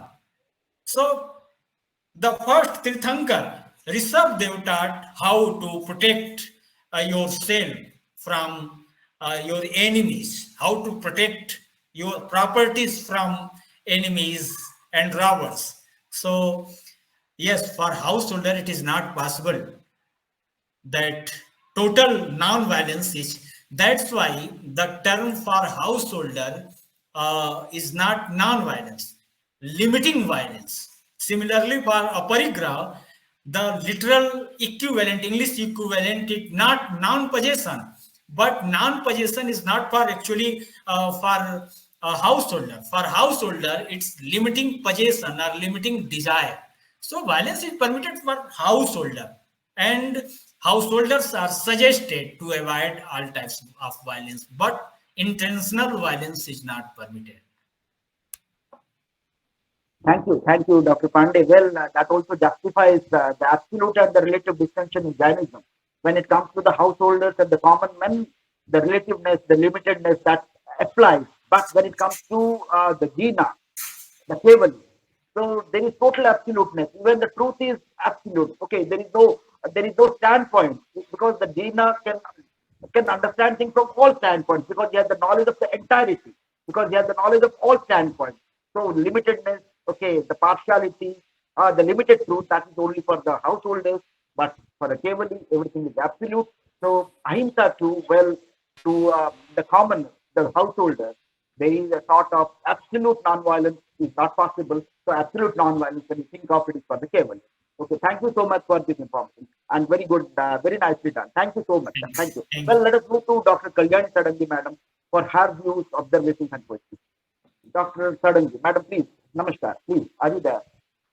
Dr. Kalyani Sadangi. Well, madam is there. Well, please, madam. Hello. Yes. Namaskar, madam, please. Namaskar to all of you. Congratulations, Dr. Pandey, for such a very elaborate explanation regarding Jainism and your take. But I joined late, so I missed many sides.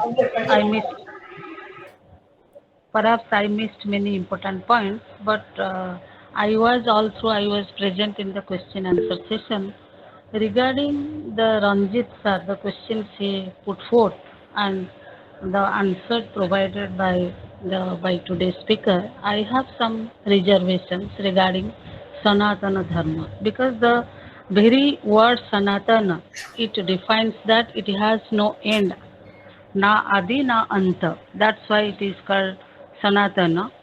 And regarding both Jainism and Buddhism, you can say that they are both around, if we'll go by history, we know that around 6th century BC in the two different parts of India, both emerged. So we can say that they are coming out of Buddhism, but we cannot say them to be Sanatana. This is one thing. And in Jainism, you see all the values that we do discuss in Jainism, and that was already there in Sanatana.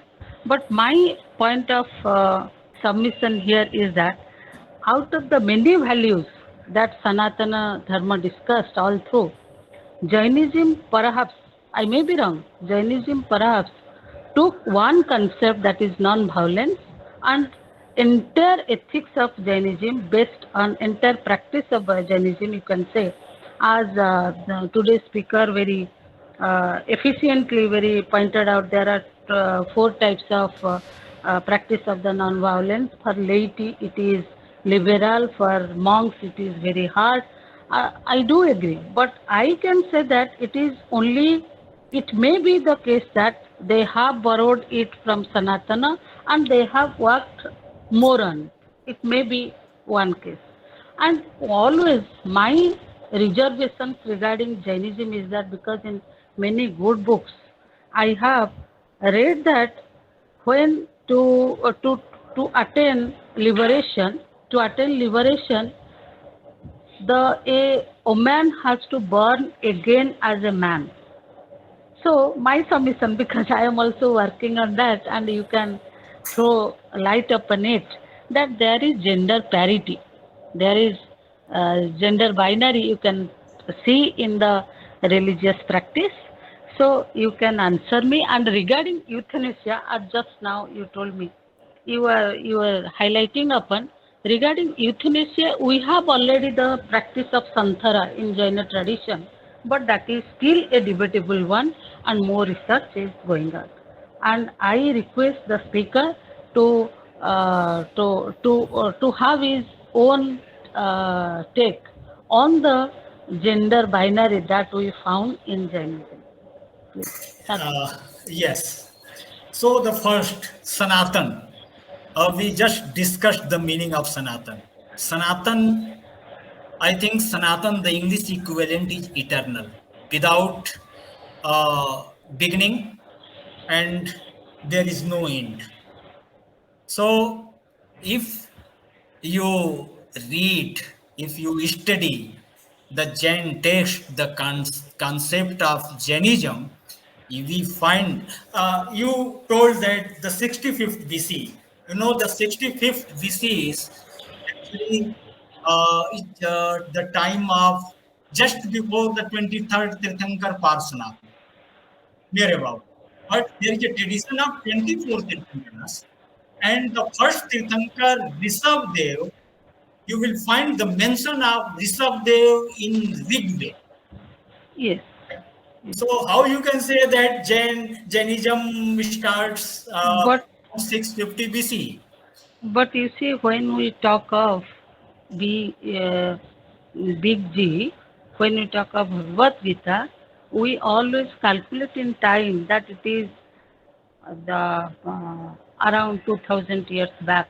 Like this, we also count the time. But when we talk about Sanatana Dharma, we say that it was there, it is there, and it will continue to be there. Therefore, we say that it has neither the Yes, madam, beginning you are nor right. the end. Yes, madam, But you are when right. we talk about, sorry, I am interfering, but when we talk about personas and we see the reference of personas in Bhagavad Gita, again we can locate it in time.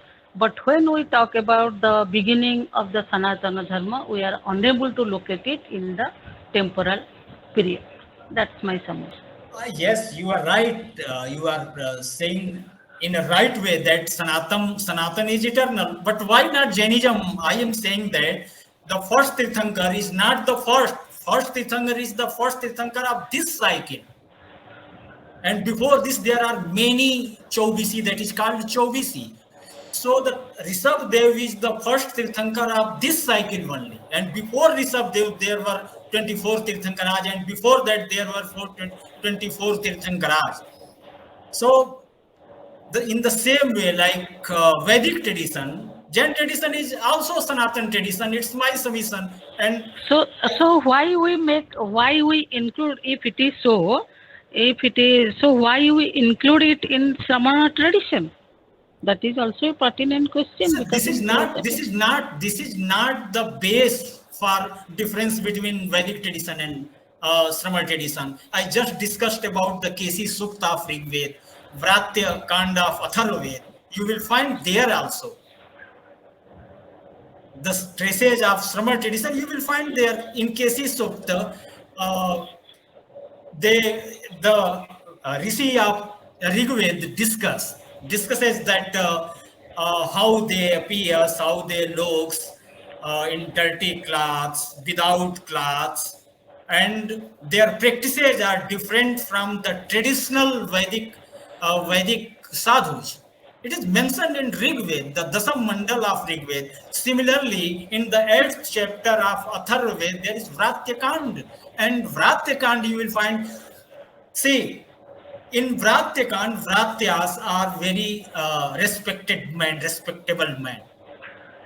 But I don't know what happened later in Manu Smriti, the description about Vratya differs. But in Atharvaved, the Rishi of Atharvaved respects this tradition. There are traces. So I request you to please visit the Kesi Sukta of Rigved and the Vratya Kanda of Atharvaved. You will find that this is the parallel tradition. This is the parallel tradition. Vedic and Sramana tradition, these traditions are, it is No, very. yeah, I do agree. I do agree that they both of them are parallel tradition, but there must be some basis on which we are talking of two traditions. And what is that basis exactly? Madam, That I want to know. I am giving this basis. I am referring Rigved, I am referring Atharvaved. So thank And you. beside this, suppose if you have a belief in Vedic text, then similarly here Jains believe in their texts, and their texts are goes that this tradition is eternal. There is no beginning. They don't believe in the beginning of this universe. No, that's another part of the discussion. Yeah, regarding universe. That is okay. But okay. Thank you, sir. Yes, yes, yes.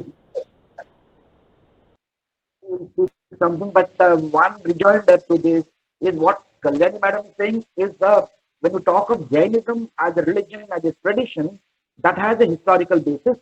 Well, that can be attributed to 6th century basis, contemporary to Buddhism. Well, as a historical religion.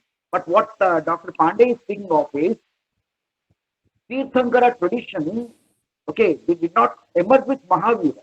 So Jainism has an offshoot. When we talk of Jainism, it started with Mahavira Jaina, okay. But when we talk of the Tirthankara tradition, he says there are 24 cycles, and this is the cycle in which Mahavira was born was in the 24th cycle. Prior to that, there were 24 still more cycles having different Tirthankaras. So, and in lines with that, he also says, like we in Hinduism, we talk of the beginning, say there is no creation, there is no end, there is no beginning of the universe. The similar line of thought that he speaks of in the Tirthankara tradition, tracing back to the 24 sets of Tirthankaras in each cycle.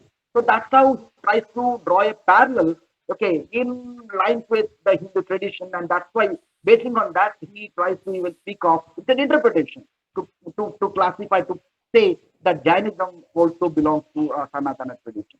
So it's good, it's more inclusive. So we should go, we can move with that. Well, we have with us the Dr. Kailash Mahana, sir. Well, let us invite him for his observation. Okay, thanks so much, Dr. Rao. Thanks so much, Dr. Rao. And congratulations to Dr. Pandey. Sir, I need a simple clarification that many Indian scholars have mentioned Jaina philosophy under the Gnostic category, and you have considered it as spiritualistic. Again, usually Buddhism and Jainism, they are taken to be two religions. In Sanskrit language, it is mentioned as Buddha Dharma and Jaina Dharma. And we know that both the Dharma and religion are literally different from each other. Again, uh, again, my clarification is about there is a difference between the Dharma and Adharmikata. That is the religion and spirituality. But how do you want to connect both the religion and spirituality, or dharma and adharmikata, in Jaina tradition, though they are conceptually different from each other? If I have taken it correctly, you are asking about what is the difference between dharma and spirituality? Yes, Am I yes, right? yes. So, Yes, yes. I was saying that spirituality is the essential part of dharma. There are so many other things, but spirituality is the essential part of dharma according to Indian tradition. You may define some other ways, like my dharma is my dharma, your dharma is your dharma. But the concept of dharma, which is there in Vedic tradition, in Jain tradition, in Buddhist tradition, so dharate iti dharma. So in that perspective, if we take dharma, then in Indian perspective, is spirituality is an essential part, foundation of dharma. If there is no spirituality, then that thought, that school is not a dharma, not a religion. Sir, one may be religious in action, but one may not be spiritualistic. How? Actually, there is a fundamental difference between that is religion being acting religiously and being actually that is It's comparison with spirituality. it's a Western view actually. It's not an Indian perspective. In very beginning, I told that there is no different compartment of religion, philosophy, and ethics. But this different you will find in Western. If you have to study dharma, you will visit same scripture. If you have to study philosophy, you will visit same scripture. If you have to study ethics, you will visit same scripture. But in Western, the thing is different. So in Indian, But sir, in religious activities, there are some ritualistic, but in spirituality is free from all kinds of ritualistic activities.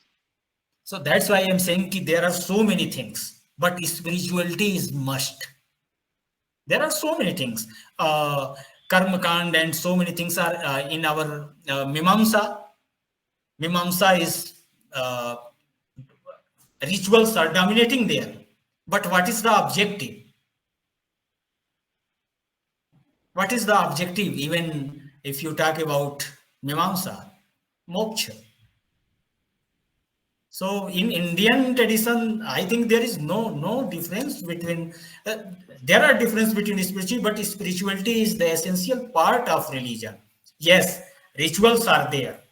I do agree, but without spirituality, there is no meaning of actually rituals. Then you are just in the mood of enjoyment and other things like picnic, and you do other things. You are doing rituals. What is the objective of that rituals? Spirituality. Even in India, if you are not spiritual, then a great level may differ. But somehow, if you are not, your approach is not spiritual, then you are not ethical. But if you are talking on a Western perspective, yes, there are difference between ethics and religion and philosophy. Okay. Thank you. Thank you, Dr. Pandey. Well, before going to let us move to Brundavan, sir. But what Dr. Pandey is suggesting is, if you are truly religious, truly what should underline, then there is a spiritual sense. If you are saying I'm a religious person, maybe not truly religious, then maybe that element of spirituality may be losing. But if you are truly religious, spirituality must be there. So that is his idea, which I could say, because there is a point of difference between what Dr. Mahana is suggesting and Dr. Pandey says. If you're talking of true religious person, the element of spirituality must be there. It cannot be avoided. So that's my understanding from both the cases. Well, let us move to Dr. Bundavan. Bundavan, sir. Welcome, sir. Please, you wanted to say something? Yes. Hello. Sir. Yes, Dr. Hello. Bundavan will return back to you after Bundavan, sir. Yes, Bundavan, sir, please. Sir, namaskar to all. Am I audible, sir? Am I audible? Yes. Yes, sir. Audible, sir. Achha. Really, Dr. Ghosh has reacted very nicely to the topic which was going to be discussed by Dr. Pandey today, that is uniqueness of Jainism. Really, he has touched many areas of Indian philosophy, no doubt. I am just asking a very simple question, that we came to know that there are 24 Tirthankaras in Jaina philosophy. Brishivarashi was the first, and the last one is Mahavir, what I think. And they do not believe in God and the authenticity of Veda. But what I know, that they believe in liberation, which was called by them, that is Kaivalya. I may be wrong, or I may be correct, doesn't matter. One thing. And second thing is that Kalyani madam has rightly raised a question that only Purusas have right to get liberation, but Nari, they do not have any right to get liberation. When they became Purusa, they can only get the liberation. How far it is true doesn't matter. The last Tirthanga Joy Mahavir, the last person, last group was divided into two parts. That is Digambara and Svetambara. Svetambaras, they were wearing the white clothes. And what I think, Digambara, they do not wear any clothes. How far it is true that scripture will say.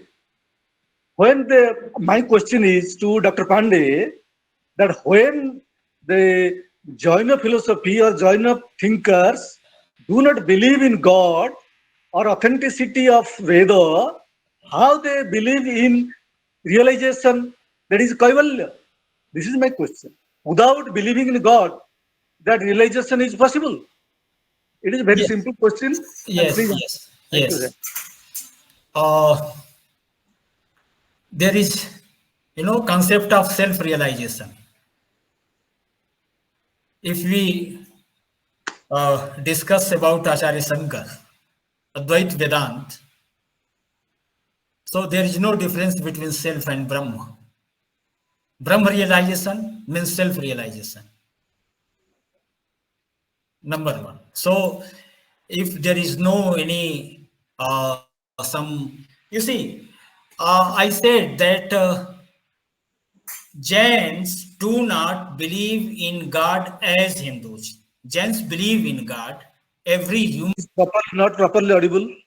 Okay, sir. Please again.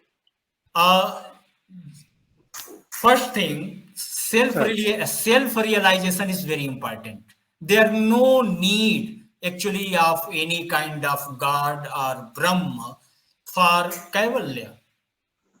Similarly, I was discussing about Advaita Vedanta. Self-realization is the Brahma realization. Brahmavid Brahmayava Bhavati. There is a very popular saying in Vedic tradition. There is nothing else. Brahma Satyam Jagan Mithya. Okay. So then I am Brahma.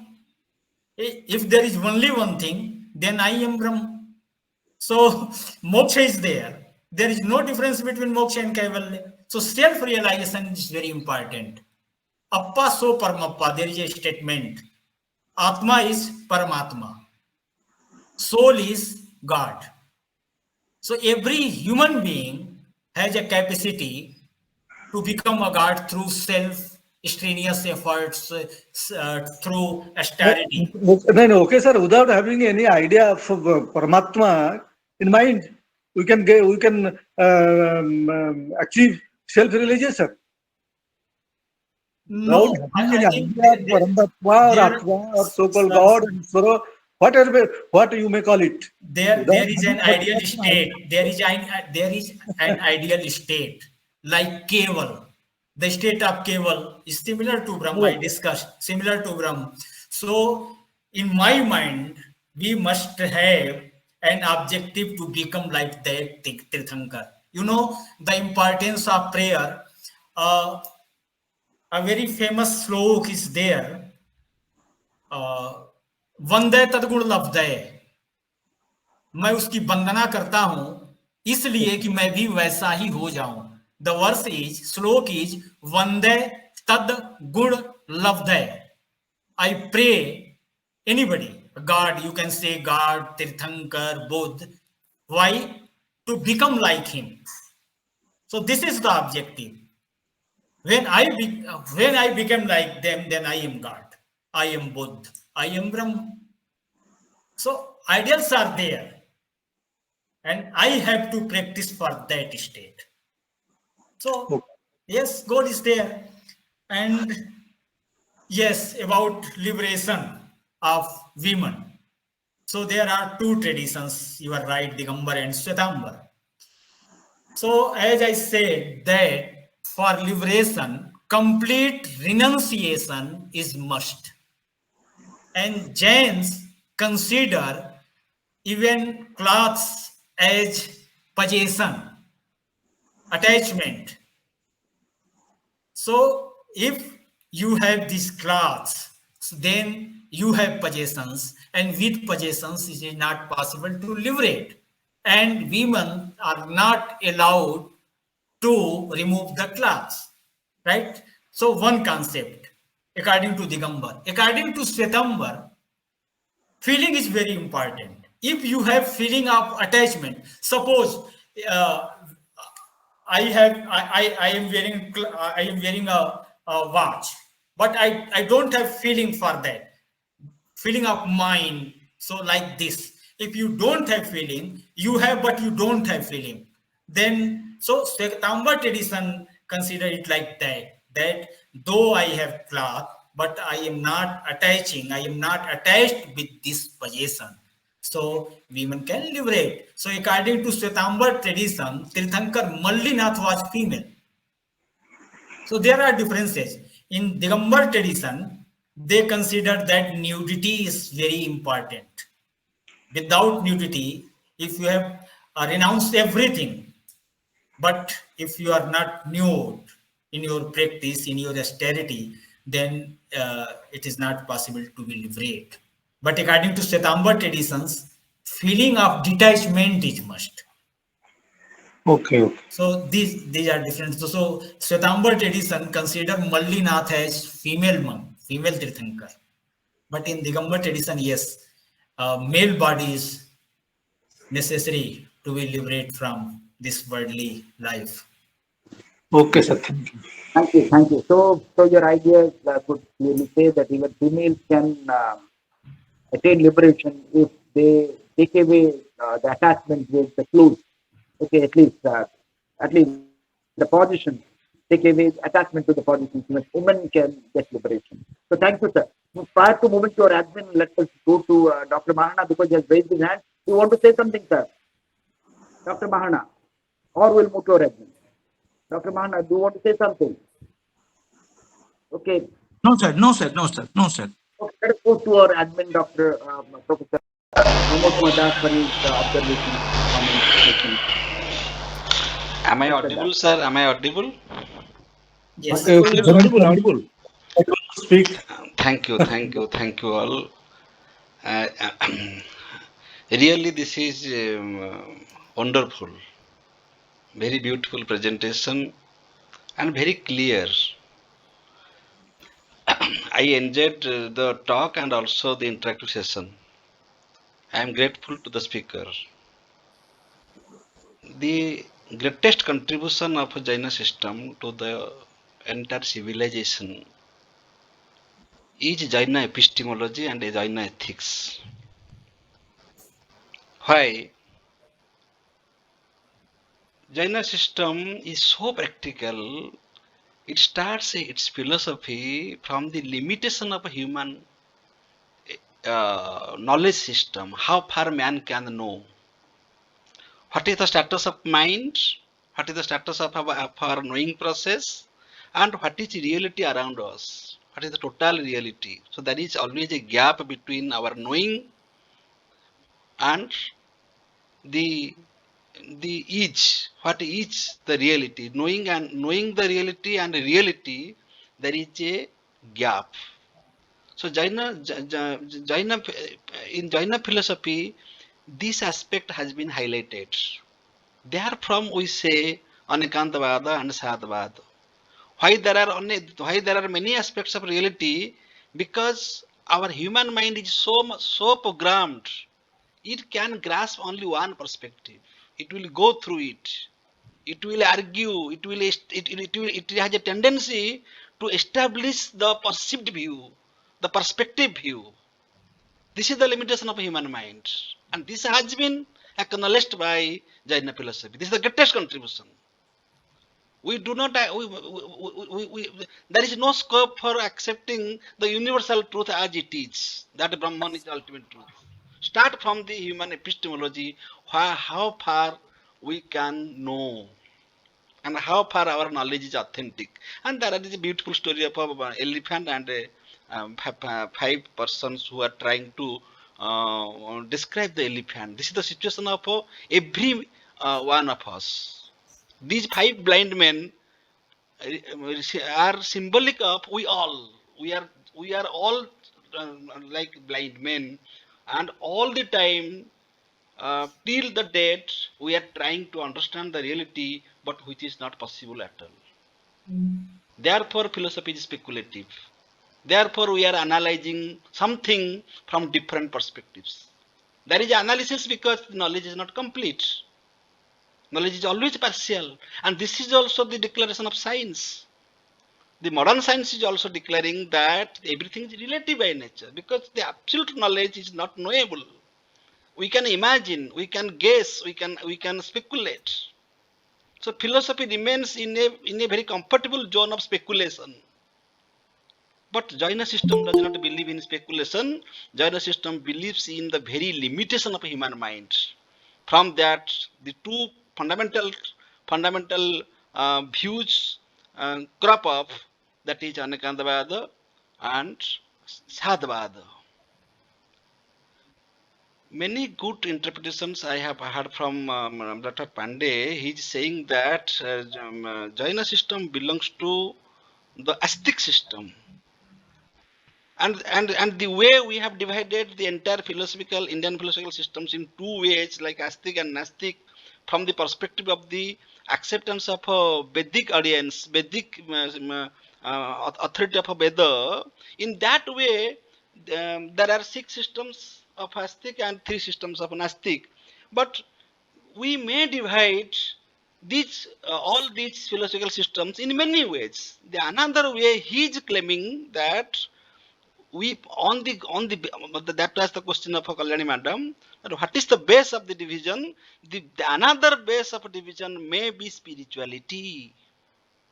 But Charbak is such a system which is bereft of spirituality. There is no scope of spirituality in Charbak.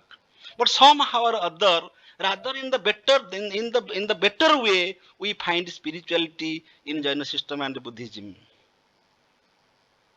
Like Sankhya system, like Advaita Vedanta, and like others. From that perspective, we are trying to understand the division of all philosophical systems into two ways: Charbak on one side and all other systems at another side, on the base of spirituality.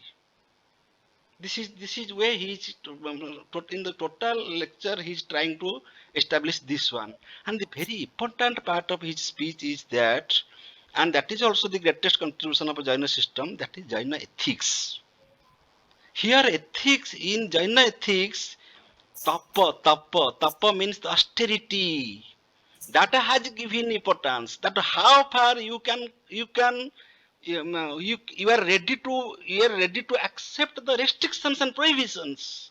How far you are ready to accept the challenges. Exactly that austerity is also discussed in the Bhagavad Gita. There are 3 types of austerity: Sattva, Raja, and Tama. And I am not going to discuss that. But austerity, the practice of austerity, that means to control, that means to take pain, that means to struggle for to be perfect. Perfection is not an easy task. To be perfect, to be free from the karmic obstacles, to be a jina means to conquer. We have to be a conqueror, and to conquer ourselves is not everybody's cup of tea. So therefore there are so many restrictions that don't do this, don't do that, only because to become something, to become the highest perfect being. Therefore, there are many types of disciplines, restrictions, prohibitions found in Jaina system. Regarding Nari, the woman, there is a beautiful sloka in Bhagavad Gita, that is perhaps 15th verse of 15th verse, 32 verse of 15th chapter. Nari, Sudra, and Vaisya, the birth of these 3 categories are treated as the sinful birth, Papa Janma. But their Nari is not a gender. Their Nari is conceived as a state of mind. Nari is affectionate, therefore Nari is the symbol of attachment. Sudra is Seva, that means that is also a symbol of attachment. Vaisya is Buddhi, that is also a sense of attachment. So these 3 are the 3 states of mind, and in that verse it is also said, even if they are the minds of attachment, they are also qualified for Mukhya. That means Nari is not a gender here. Nari is a state of mind, that is the symbolic of attachment. If I am a Purusha, but if I have attachment for something, Mohagrasta, if I am Mohagrasta, then my character is a Nari. Arjuna was a Nari in the battlefield where he was supposed to fight. If you are a Purusha, you should not be confused. You should rise to the occasion to fight. You are not doing your duty, you are not doing your dharma in the right situation, right place, and right time. That means you are a nari. You are a confused mind, you are a fickle mind. Your personality is just like a nari personality. So that is not gender. A purusha may be treated as a nari, a brahmin may be treated as a sudra, and any if we belong to that state of mind, then our varna will be like that, our character will be like that. So in Jaina system, and the way he explained that nudity is not possible for an woman, Therefore, in that way, women are restricted. This is some things. It is not so logical. It may be social, but if we take nari as a state of mind, state of attachment, in that way we can say it is liberation is meaningful for all. Liberation is significant for all. So any system that starts with the limitation of human knowledge, that system can be treated as pragmatic. Not only in Indian system, in Western philosophy, Descartes started that doubt from doubting everything. Everything can be doubted, but only one thing cannot be doubted, that is the self only. You see, the existence of self, it is proved in Descartes' philosophy that you can doubt everything, but you can't doubt the very fundamental truth that I exist, I am. Exactly in Jaina system, the self is given importance. The self, I am here, I am here. I am Jina, I am an ordinary being, ordinary man, and there will be self transformation by spiritual practice, ethical practice, and I shall become a Jina. I shall become a Tinthankara. I shall have godhood qualities. So God is an imaginary concept that is a symbol for weak people who cannot have direct self-realization. They need a medium. That medium may be Jagannath, that medium may be Allah, that medium may be Jesus Christ, that medium may be a tree, that medium may be sun, moon, etc. But I need a medium to grow, but you may not need any medium. By direct self-realization, you can become a Tirthankara. You have that state of a Kebal Gyani. So from an ordinary Gyani, you can become a Kebal Gyani. But one thing is very much important. This is not an easy task. You have to go through tapa. Tapa means austerities. Your food habit, the way of living, your social communication, your thought, your speech, your action, everything should be groomed properly spiritually. Otherwise, it is not everybody's cup of tea. So, Jaina system is very much important for our practical life and the present contemporary society, because it starts from the very practical approach of philosophy, that is epistemology, the limitation of epistemology, and also Immanuel Kant also did that. Did not accept any philosophy said before, rejected and the limitations of empiricism and rationalism, and make a beautiful synthesis by his critical approach. So epistemology, so human mind should be critical, should ask questions, should accept the limitations. From that, we shall grow to the fullness. That fullness is Kevali. That fullness is the total. So here it is said, for such transformation, for such perfection, for such freedom, no God is necessary. No religion is necessary. Through spiritual, that is tapa. Through tapa, through austerity, you can attain liberation. If you believe in God, that is optional. A compulsory subject and optional subject. If you believe in God, that is optional of you. It is not a compulsory compulsion for all, that for liberation, for perfection, they will go. Sankhya does not believe in God, but Sankhya is an orthodox system. So here we have to understand, we have to make a distinction, and we have to understand religious distinction from the perspective of religion, and a distinction from the perspective of spirituality. Religion, a religious person is a spiritual person. It's not necessarily, as Bundavan sir said and others said, by following the religious rituals, you do not become religious in the true sense of the term. Similarly, by becoming a follower also, you don't become a philosopher. A philosopher should have his own view, and that is the greatest contribution of a Jaina system. That don't accept any view as the total view, and don't disrespect any view at all.